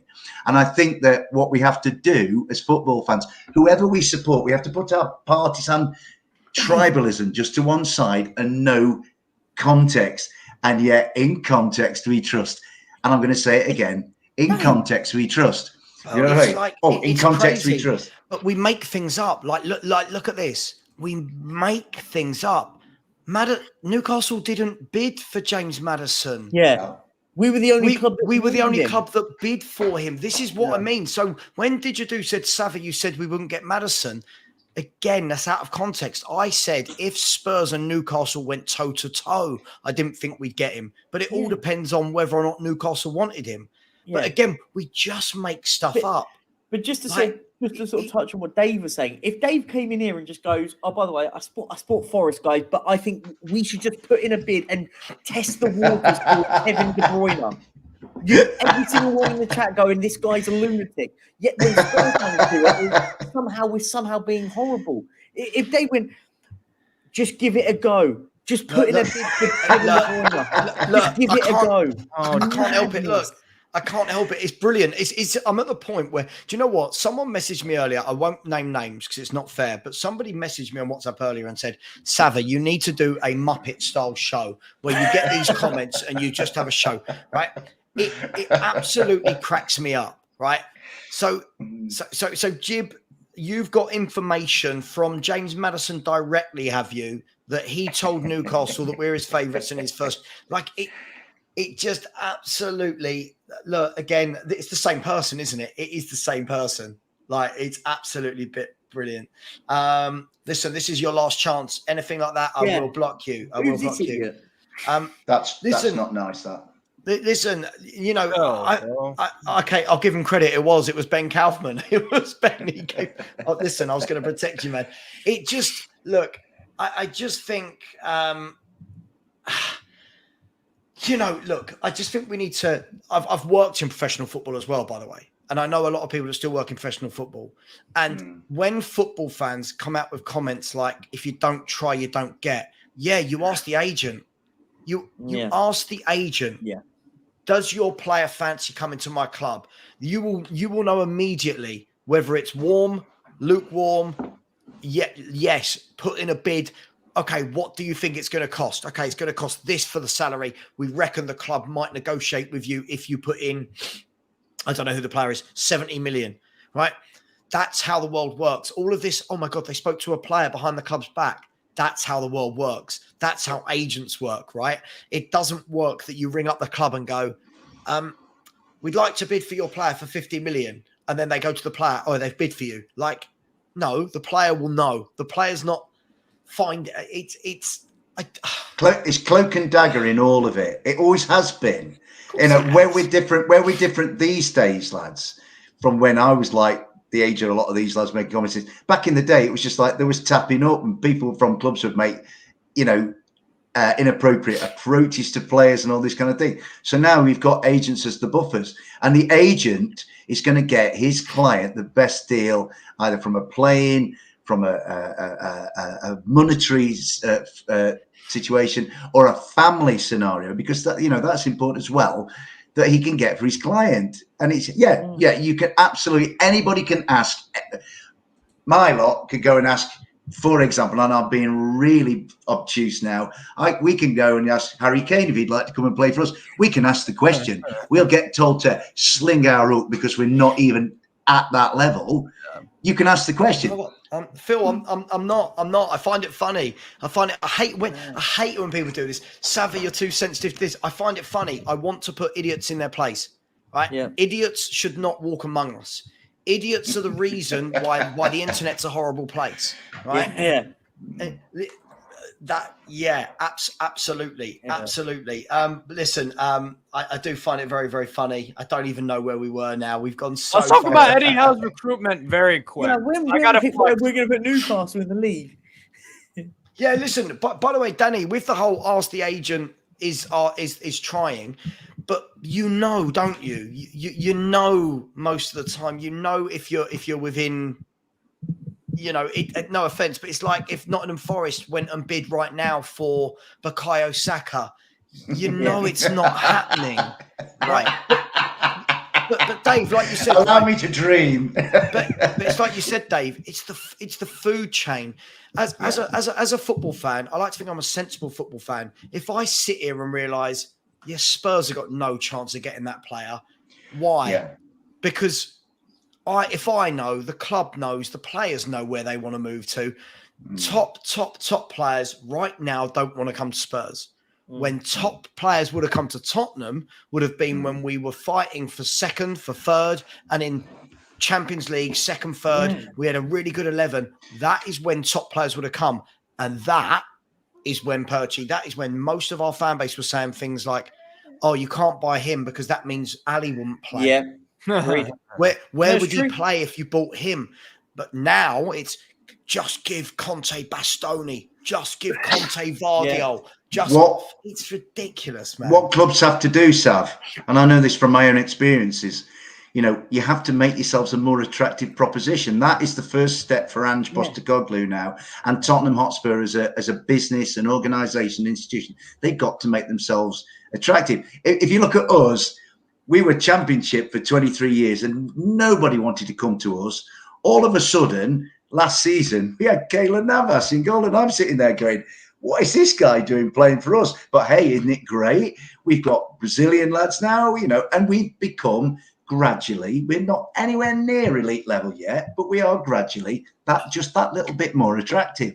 And Tottenham have to do stuff on the field now to make themselves that, you know, I mean, James Maddison is kind of different because James Maddison was never going to stay at Leicester because he needs to further his England claims. I think James Maddison looked at Tottenham and thought, if I go to Newcastle, I won't be top dog in midfield. But if I go to Tottenham, I'm guaranteed probably to start. And I can, you know, there's not that much sort of expectation at the moment with Tottenham because they've been poor, you know, and not won a trophy for a while. James Maddison, if Tottenham finished, I don't know, Tottenham finished 5th, 6th or 7th next year, to me, that is an improvement on 8th. So it's moving in the right direction, and you need patience. Do you know what I mean? People use the word project and then immediately withdraw it because they want it. I want it now, and life isn't like that.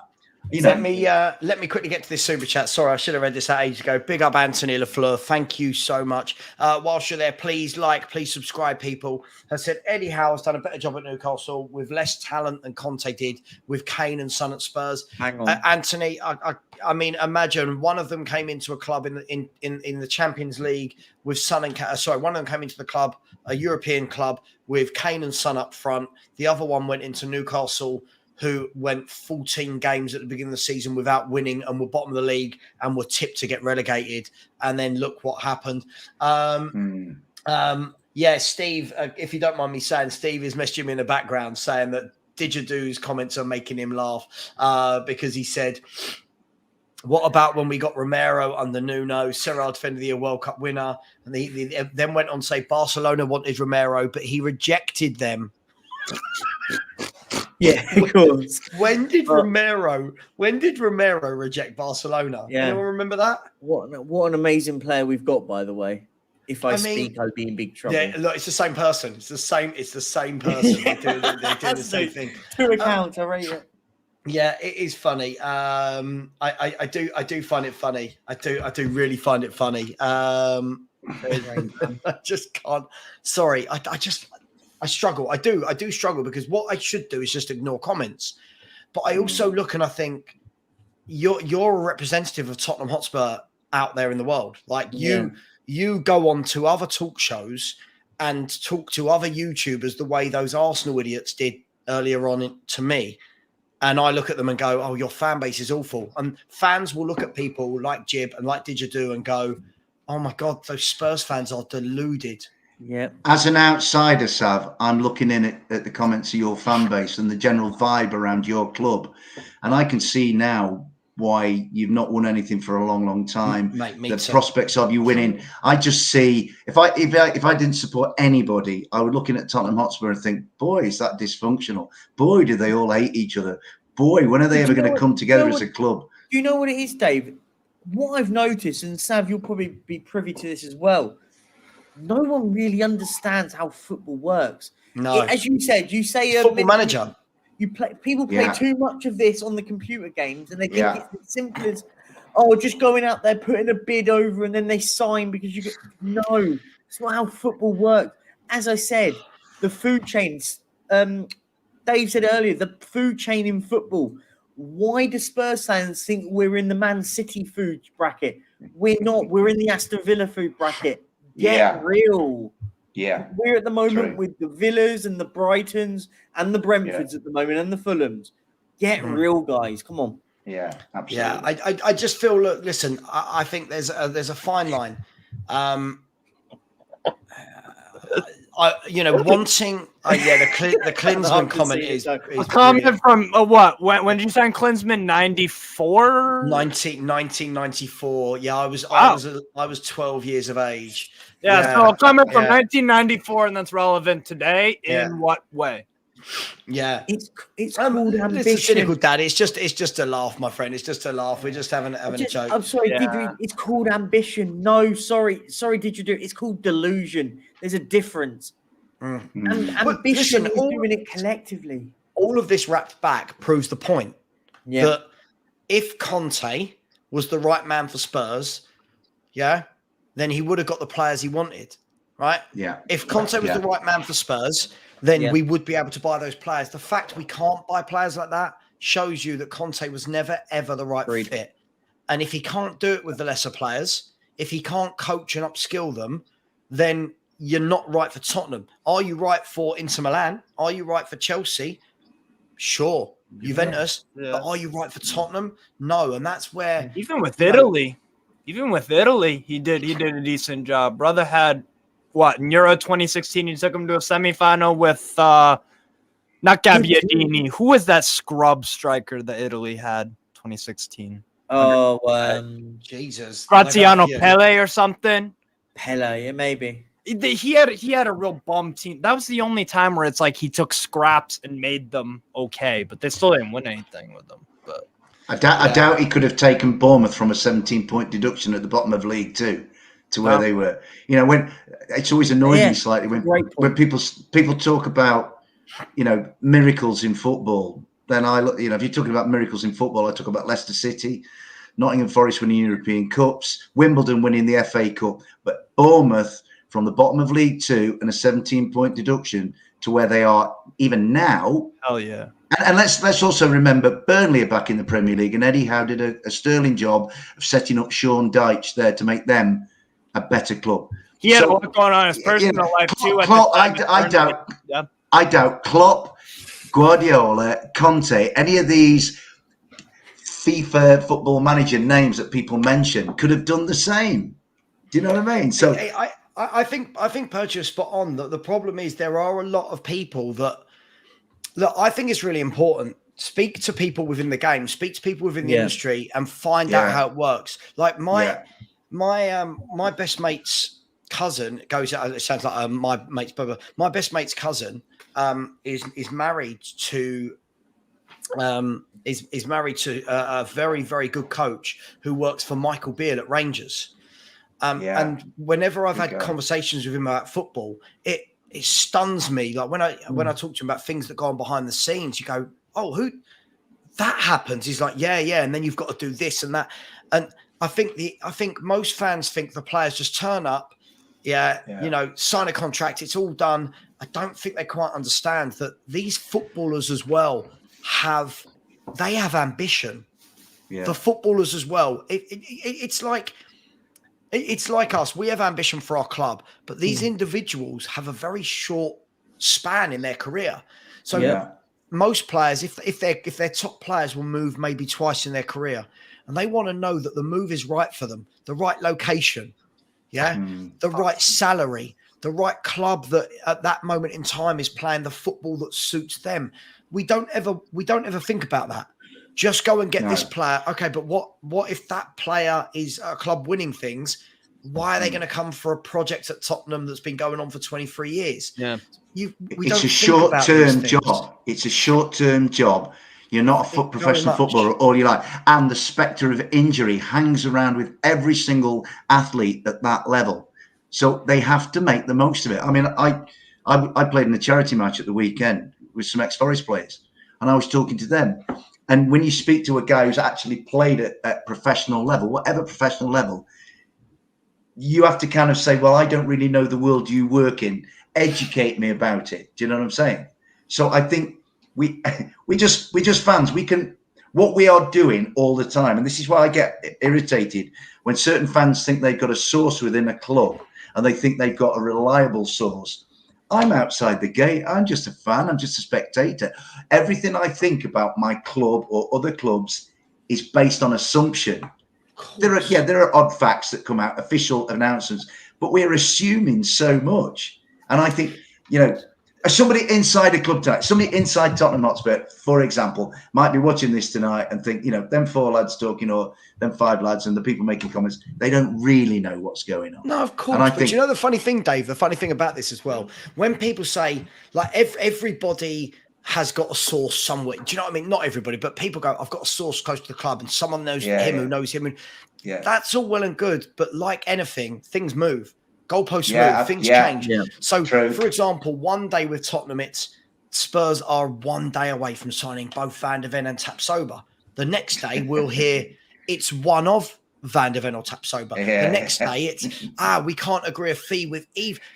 These things move. These aren't in the nose. No one knows fully what's going on other than Van de Ven. If we're talking Van de Ven knows what's going on. His agent knows what's going on. Yeah. Yeah. Daniel Levy, as the owner of Tottenham Hotspur, negotiating, knows what's going on. And Ange Postecoglou knows what's going on. Their teams know. Everyone else is just hearing what might have happened that moment. It's not like anyone can go, that's definitely happening. That's definitely happening. Point. It's definitely it moves. And listen, we're all here. We all debate it we're YouTubers, but let's have a sense of I just wish Spurs fans had a sense of football fans. Let me change it. Yeah. Of being sensible. I've waited. Listen, I'm 40 now. I've never seen Spurs win the league. Right? I've never seen them win the league. The best I've seen is Spurs win a European Cup in the late 80s and win multiple FA Cups and League Cups. That's the best I've seen. I want more than anything, guys, for Spurs to go out and sign the best players in world football. I want more than anything to wake up tomorrow and see that Laporte is joining Tottenham at centre half. Yeah. And that Lionel Messi is going to join Spurs on a free because he wants a project. And that Margot Robbie walks through your front door. Also. Absolutely. And Margot Robbie. Right?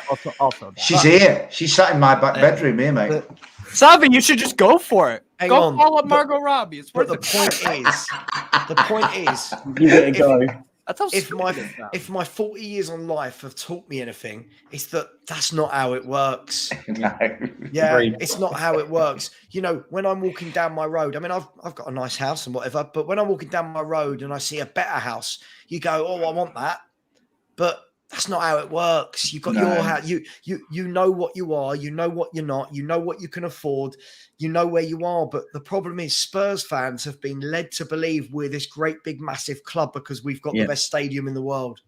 And because of that, they then expect Bastonis of the world. And unfortunately, Bastonis of this world won't be swayed by a stadium. Bastonis, because they won't, Dave, will they? Because Bastoni, no. I always use this example, right? Someone pick me a player that Spurs would like but won't get. Kevin De Bruyne? Are we going crazy? No, not crazy, not crazy. Rafael Leao. Okay, Rafael Leao. Okay, that's a good shout. Okay, so Rafael Leao, Spurs fans will go, oh, he's brilliant. Go and get him from Milan. Brilliant. He wants out. Go and get him. Cool. This is my example I use. You can replace Rafael Leao with anyone. If Spurs turn up to the table and we go, right, we want Rafael Leao, who else you talking to? Right, so we are talking to Bayern Munich. We're talking to Real Madrid. We're talking to Chelsea. Okay, brilliant. What are they offering? Okay, well, they've offered that it's going to take 60 million. It's like poker. 60 million gets you in the game. All right, brilliant. Right, 60 million. Good. Right, the club's accepted it. Great. Now you've got a hope that the player turns around and says, I'll entertain the conversation. Right, what you offering? Cool. We're offering 200 grand a week. We haven't won a trophy for 15 years. We've got another new manager. And it's a project. Okay, brilliant. Well, that's a shame because Real Madrid have offered 400 grand a week. They win trophies every year. They've got one of the most iconic stadiums in the world. It's in Madrid, and they keep buying top players. And I'll be playing with the likes of Vinicius Junior and Modric. It's no debate. It's not a debate. Here's what you could have won. even if Spurs turned around and went, okay, they've offered 400, we'll offer 500k a week. You're not going to turn down. You're not going to turn down these big clubs for top. You're not. And I've come to peace with that, guys. Yeah. Yeah, that's the issue with these people because they haven't accepted it. They're at the stages of grief where it's the anger part of it, and they're just stuck there in the mud. They're stuck. They're angry because it's not the reality, so they just have to force it out there. They haven't gone through the stages of grief and coping with the reality. They think it's la la land.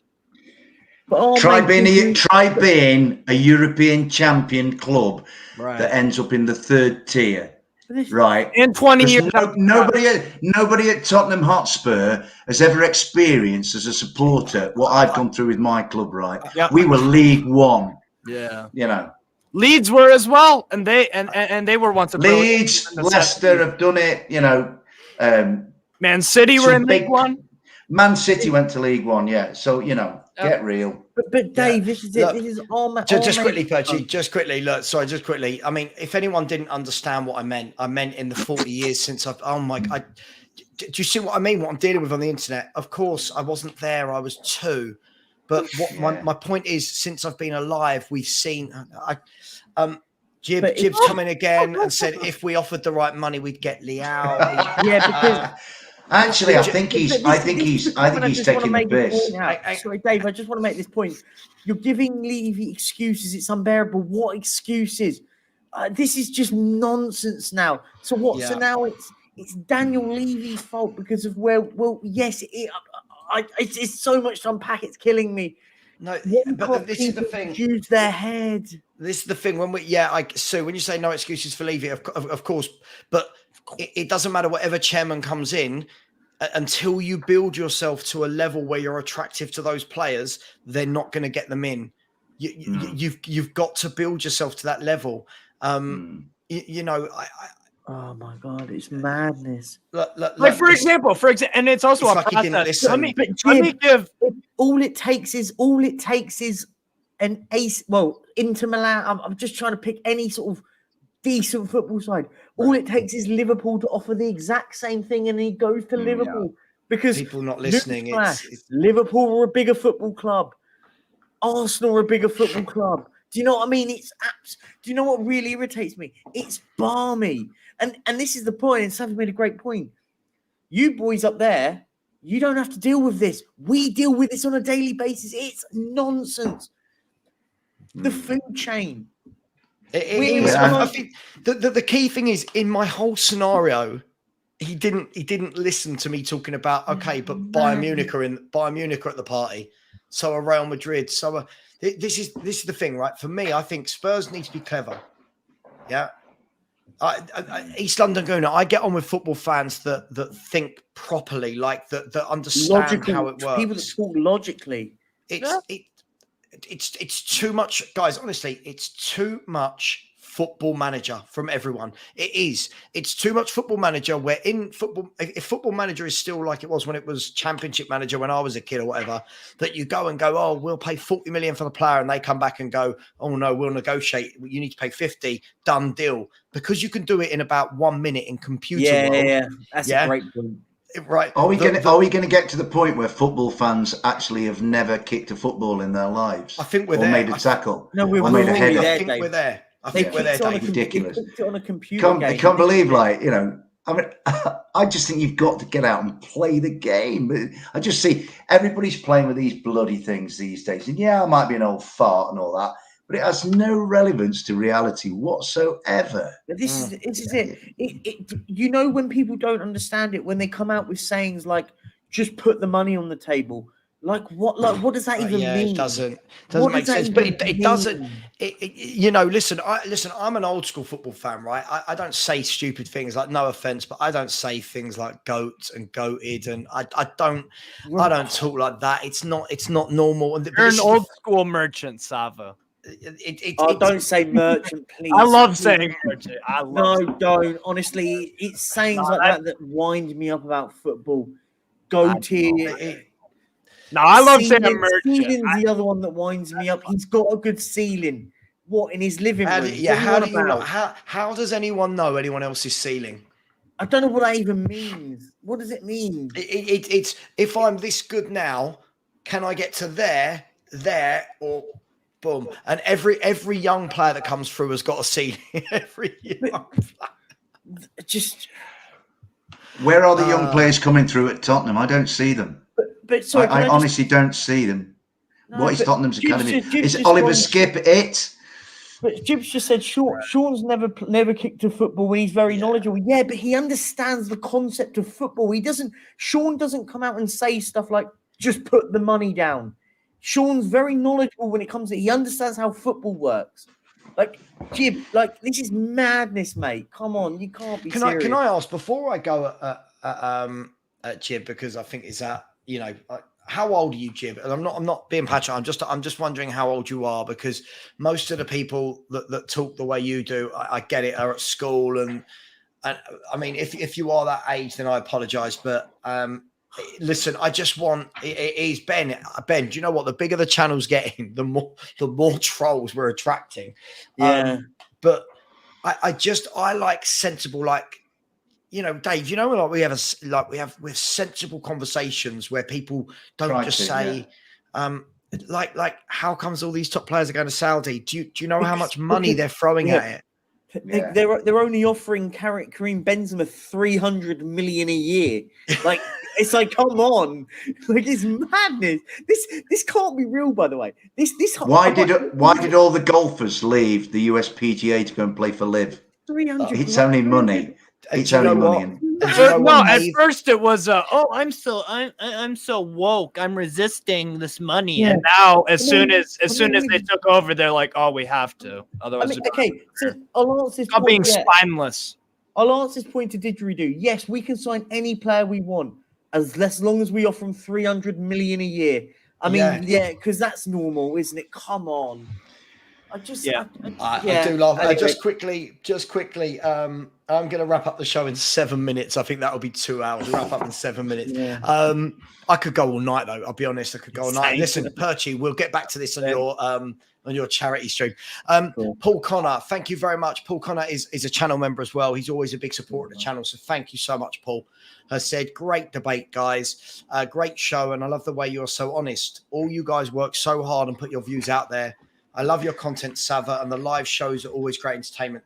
Paul, listen, thank you. The live shows only work with people like yourself. So thank you so much for the super chat. You didn't have to, but I really do appreciate it. And as always, Paul, I'll be back tomorrow morning for a Wednesday morning chat with Savva at 10 a.m.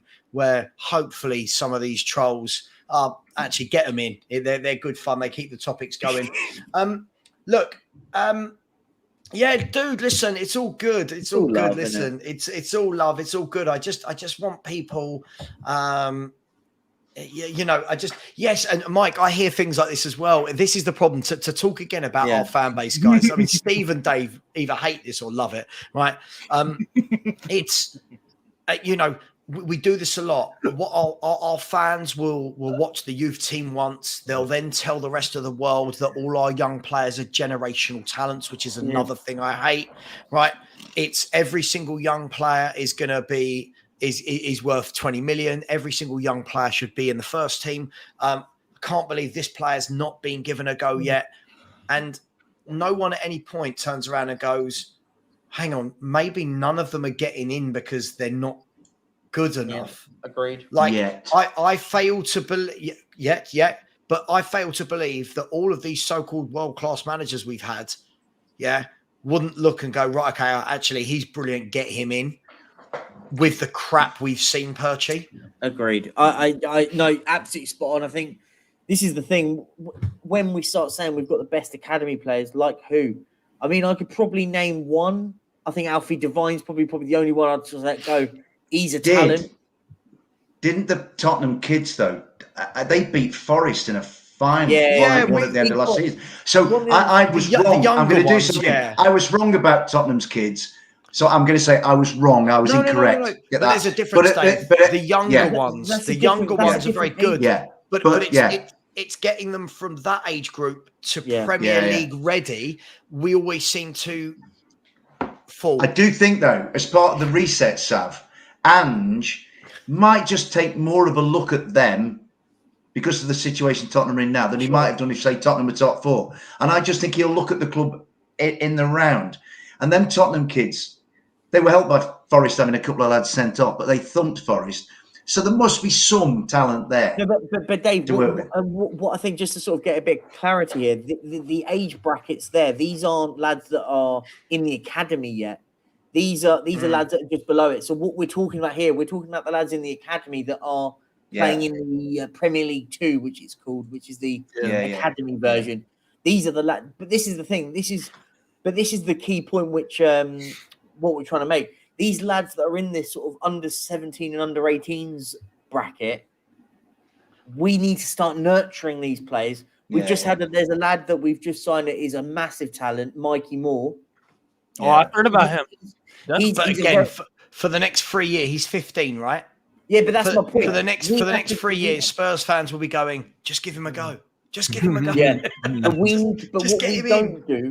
what we don't do at this football club is we don't nurture these players. We don't. The ones that then are the environment is all screwed up. The one of the good ones, what they do, they don't get an opportunity. So the likes of Madueke, who's at Chelsea, Marcus Edwards, who's still playing in Portugal, just to give you two examples, they were ready to get opportunities, then didn't. So we have such a poor way of doing things. You can tell the fans that are going to say the stupid things, though. Like straight away, Scarlett, Parrott, Moore, Skip, Austin, loads of great players. Gaines, no, one to 15-year-old. after Harry Kane, you could have stopped. Harry Kane, great player. Alfie Devine has played how many minutes in the first team? How are you calling him a great player? Handful, if that. Troy Parrott has gone on loan and done nothing anywhere he's been. Level. Scarlett has gone to League One and scored 4 goals in an entire season, right? Mikey Moore is 15. Skip is nowhere near as good as the other central midfielders we've got, and Austin never gets a game. This is what we do. This is what we do. We hear names. We see names on Football Manager. We see names on FIFA. We hear names and run with them. This isn't just Spurs, by the way.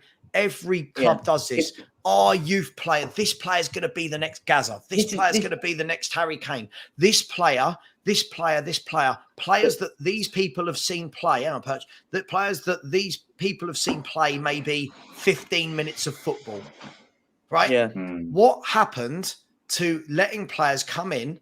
If you're good enough, you'll get the minutes. Come in. Let's let them get good, because what will happen is Alfie Devine will come in and have a couple of games, and because he controls a ball like a professional footballer, because he passed the ball 10 yards to his own player, fans will go, "Oh, did you see that cameo? Oh my God, this guy should have been playing all last season." We don't let them develop, take the time. We tell the world that they're all great when nobody knows. Contrast with Guardiola, with Phil Foden, Cole Palmer, Rico Lewis, what he's doing. He didn't. Everybody clamoured for Phil Foden, but Pep was no. Let's just ration him a bit. And Phil Foden is doing good things.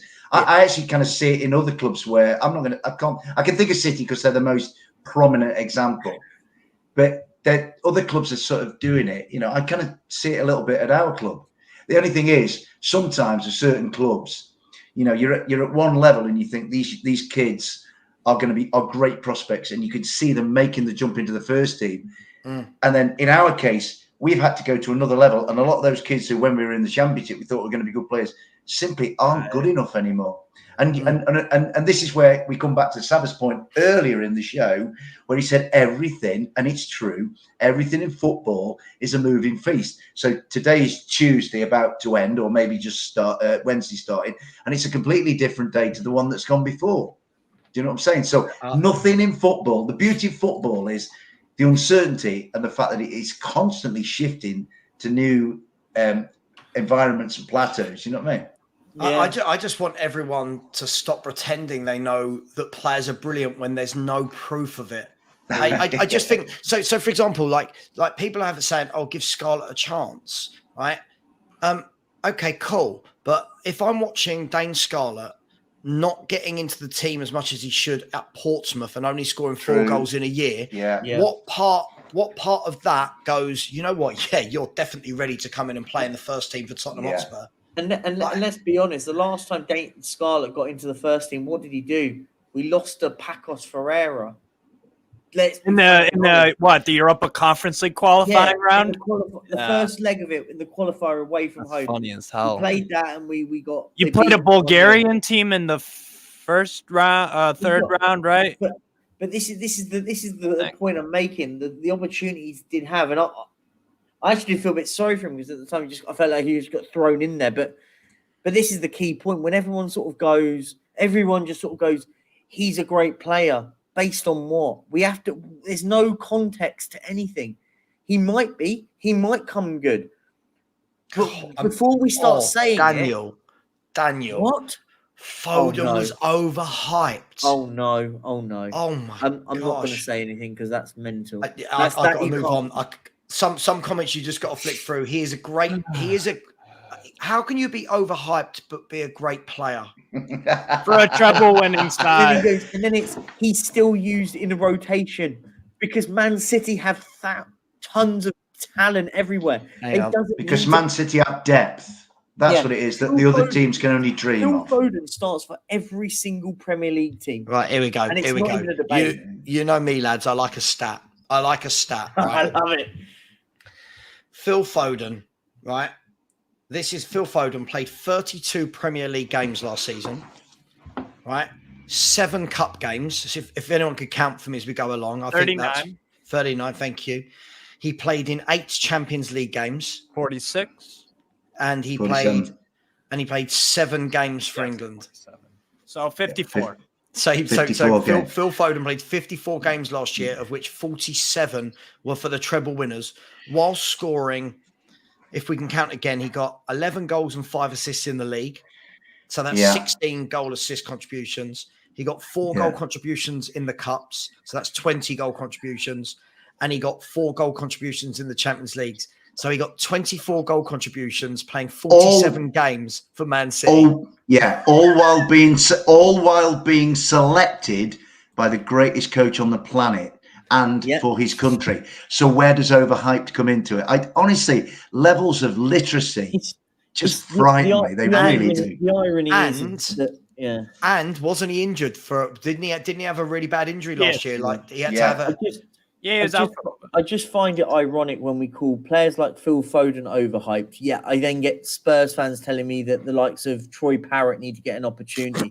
The irony is amazing. The irony is brilliant. You know what? People just let's just be real. Some people just say stuff to be controversial, to be quirky. And to be honest, that's what 99% of this is. It's to be quirky. It's to be different. Like, why don't you just say in your comments? What these people just say in your comments? Just let me play devil's advocate for a sec and word it better. Yeah, make yourself look just quickly. Jib, just now you told me you've been watching football for 2.5 years. Now you're quoting back to Tim Sherwood's era when Kane got his chance. Which one is it, Jib? This is what I mean. By the way, if Savva had let me try and explain. I'm all for youth players getting a chance. But what I'm saying is, I'm not going to sit here and pretend that I know every youth player is going to be brilliant. Yeah, I just can't do it. I just can't do it. Like it's madness. Like here we go. Look, so Phil's jumping on the bandwagon now. Look, Dorrington, Devine, Lancashire, Sonsop Bell, Mikey Moore, Josh Keeley, Jamie Donnelly, hoping to get some first team minutes.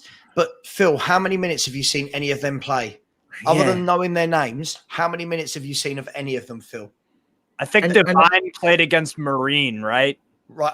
We've seen Devine. And bear in mind, 4 of them are strikers, twice. By the way. 4 of those are strikers. And one is 15. And one of them is 15.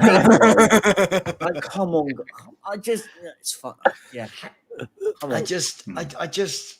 Yeah. Why can't we allow youth players be that? I think that, you know what? This is why I don't think I'll ever be a huge YouTuber in the Spurs community, because I'm not biased enough. I'm not honestly. I'm not biased enough. I couldn't, in good faith, come out with this sentence and believe it. I couldn't come out. Listen, one of these could turn into the best player in the world.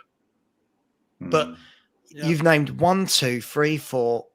5, 6, 7 young players there that we would have seen for how many minutes in a Spurs shirt. Devine, I believe, has played 1 game or 2, and none of the others have played for the first team, as far as I know. I mean, you know, when you're using Didgeridoo's gone, Rooney played at 16. Let's be honest, he was an absolute freak. One of the greatest English players to ever live. What are you on about? By the way, this guy just won Championship Young Player of the Year. Somehow we don't. I've seen it. He's a good player. He's a very good player. Savva doesn't watch any other league bar the Premier. Doesn't even watch the Championship. Knowing from these people, this is people acting like the Championship is so hard and inaccessible to watch. Man. I tell you what, the people just it just comes back to these petty snobberies. Alex Scott, I tell you what, Alex Scott is a good lad, and he'll end up at a Premier League club. My only worry about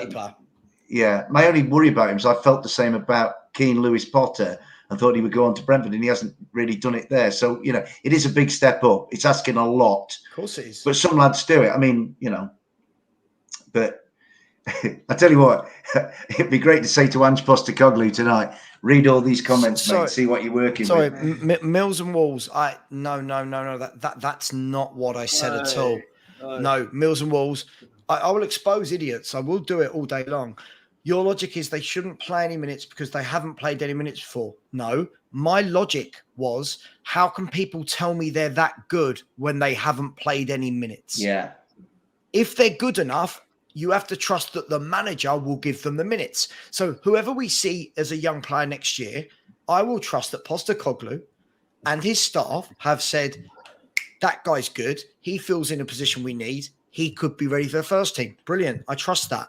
What I'm not going to do is see a list of 10 unknown youth players that people have only heard about and never seen play, and then say, yeah, they're all brilliant for the future. Yeah, okay. Okay, cool. I've heard this. Do you know what? I've heard for the last 20 odd years or whatever, more so since social media and Facebook in 04, etc. The number of young players I could tell you that I've been told are going to make it at Tottenham that never ever have is frightening. Yeah, frightening. It's so true. Yeah, frightening. John Bostock. How many? I was told he was going to be the greatest thing since sliced bread, and he was awful. Wait, the Bostock that played for Toulouse? He played for Nottingham Forest. He's playing for Notts County at the moment. He's John Bostock is a hero in Nottingham at the moment, and I shall be watching him against our lot on Saturday dinner time. So John Bostock might not be the best player, but he's a good lad.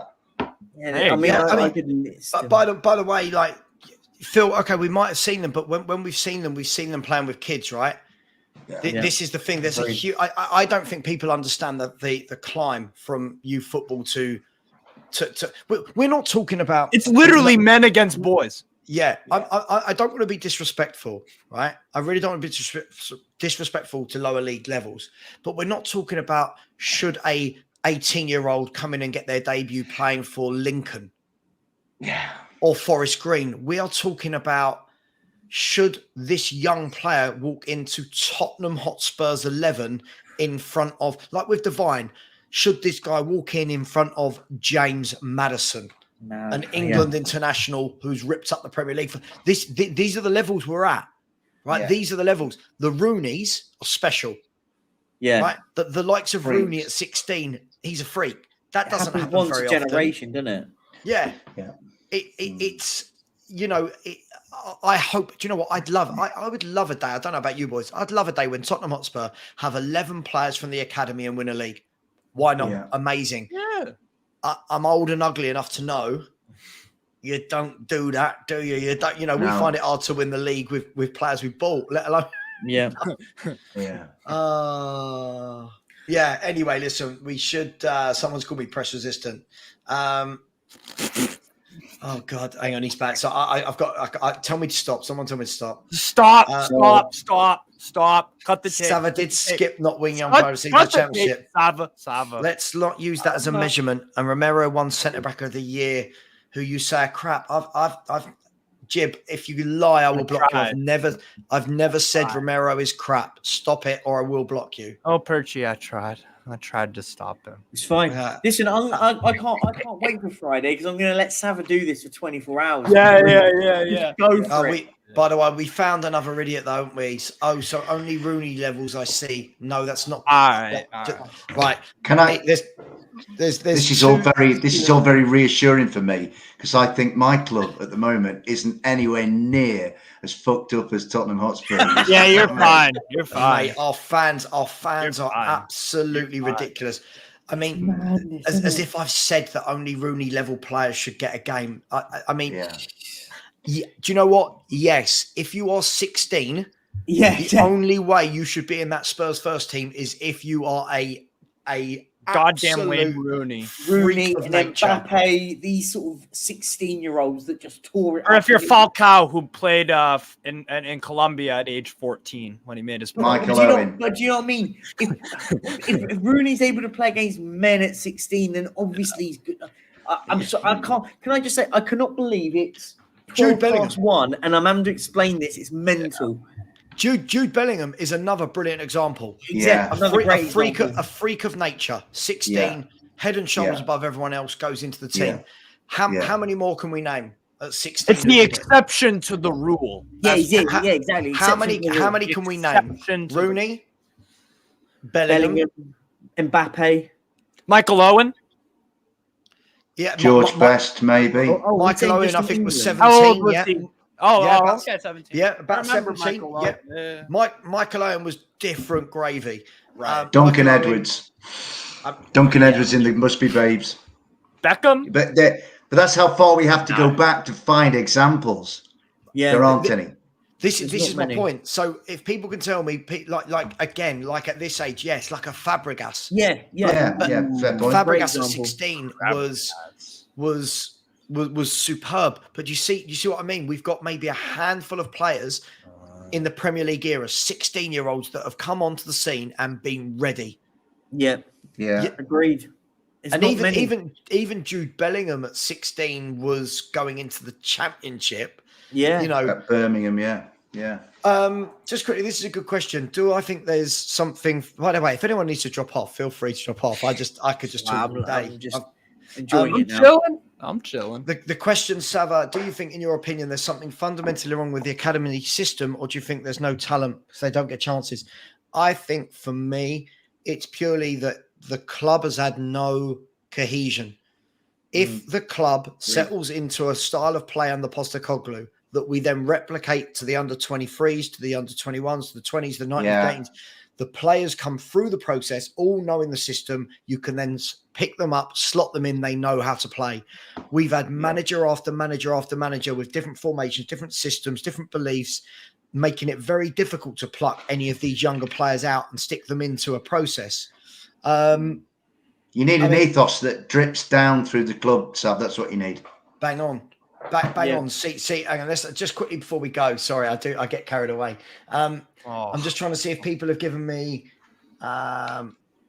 Saka was 17, I think. Right. I mean, fair dues, yeah.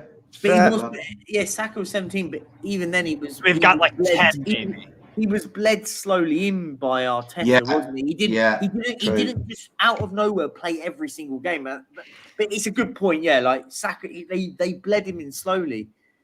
Michael Owen and Rooney are probably the two standout exambles of they were gravy as soon as they stepped on. No, Mills and Walls, you've missed the point. You've missed the point. No one said all the players are 16. We're having a different discussion. Do you know what this? Never mentioned their age. He's a complete clown, isn't he? Never mentioned their age. Giggs is another example of a young player who was special.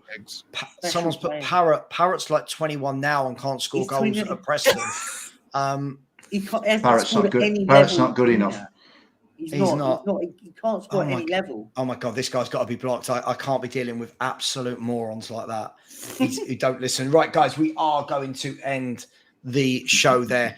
Yes, Milner at Leeds, another one. And what that's a great shout. Great shout. Well done, Foxy. Bang on, mate. What a wonderful career that guy's had.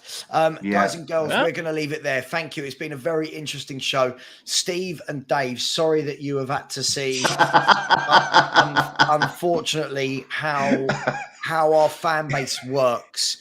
They want, on this hand, we want to sign Bastoni. On this hand, we want Alfie Dorrington to be in the first team. Better than Dyer and Davies, I guess. It's progress. Man. But listen, first of all, thanks to everyone that stayed with us. Thank you for the super chats. Thank you for the likes. Let me just check that I haven't missed any super chats. No. Thank you for all the likes. Please go over and subscribe to Perchy TV and subscribe to Steve. If you haven't subscribed to myself, please do. We're chasing down, I guess 8K is the next one we're chasing down.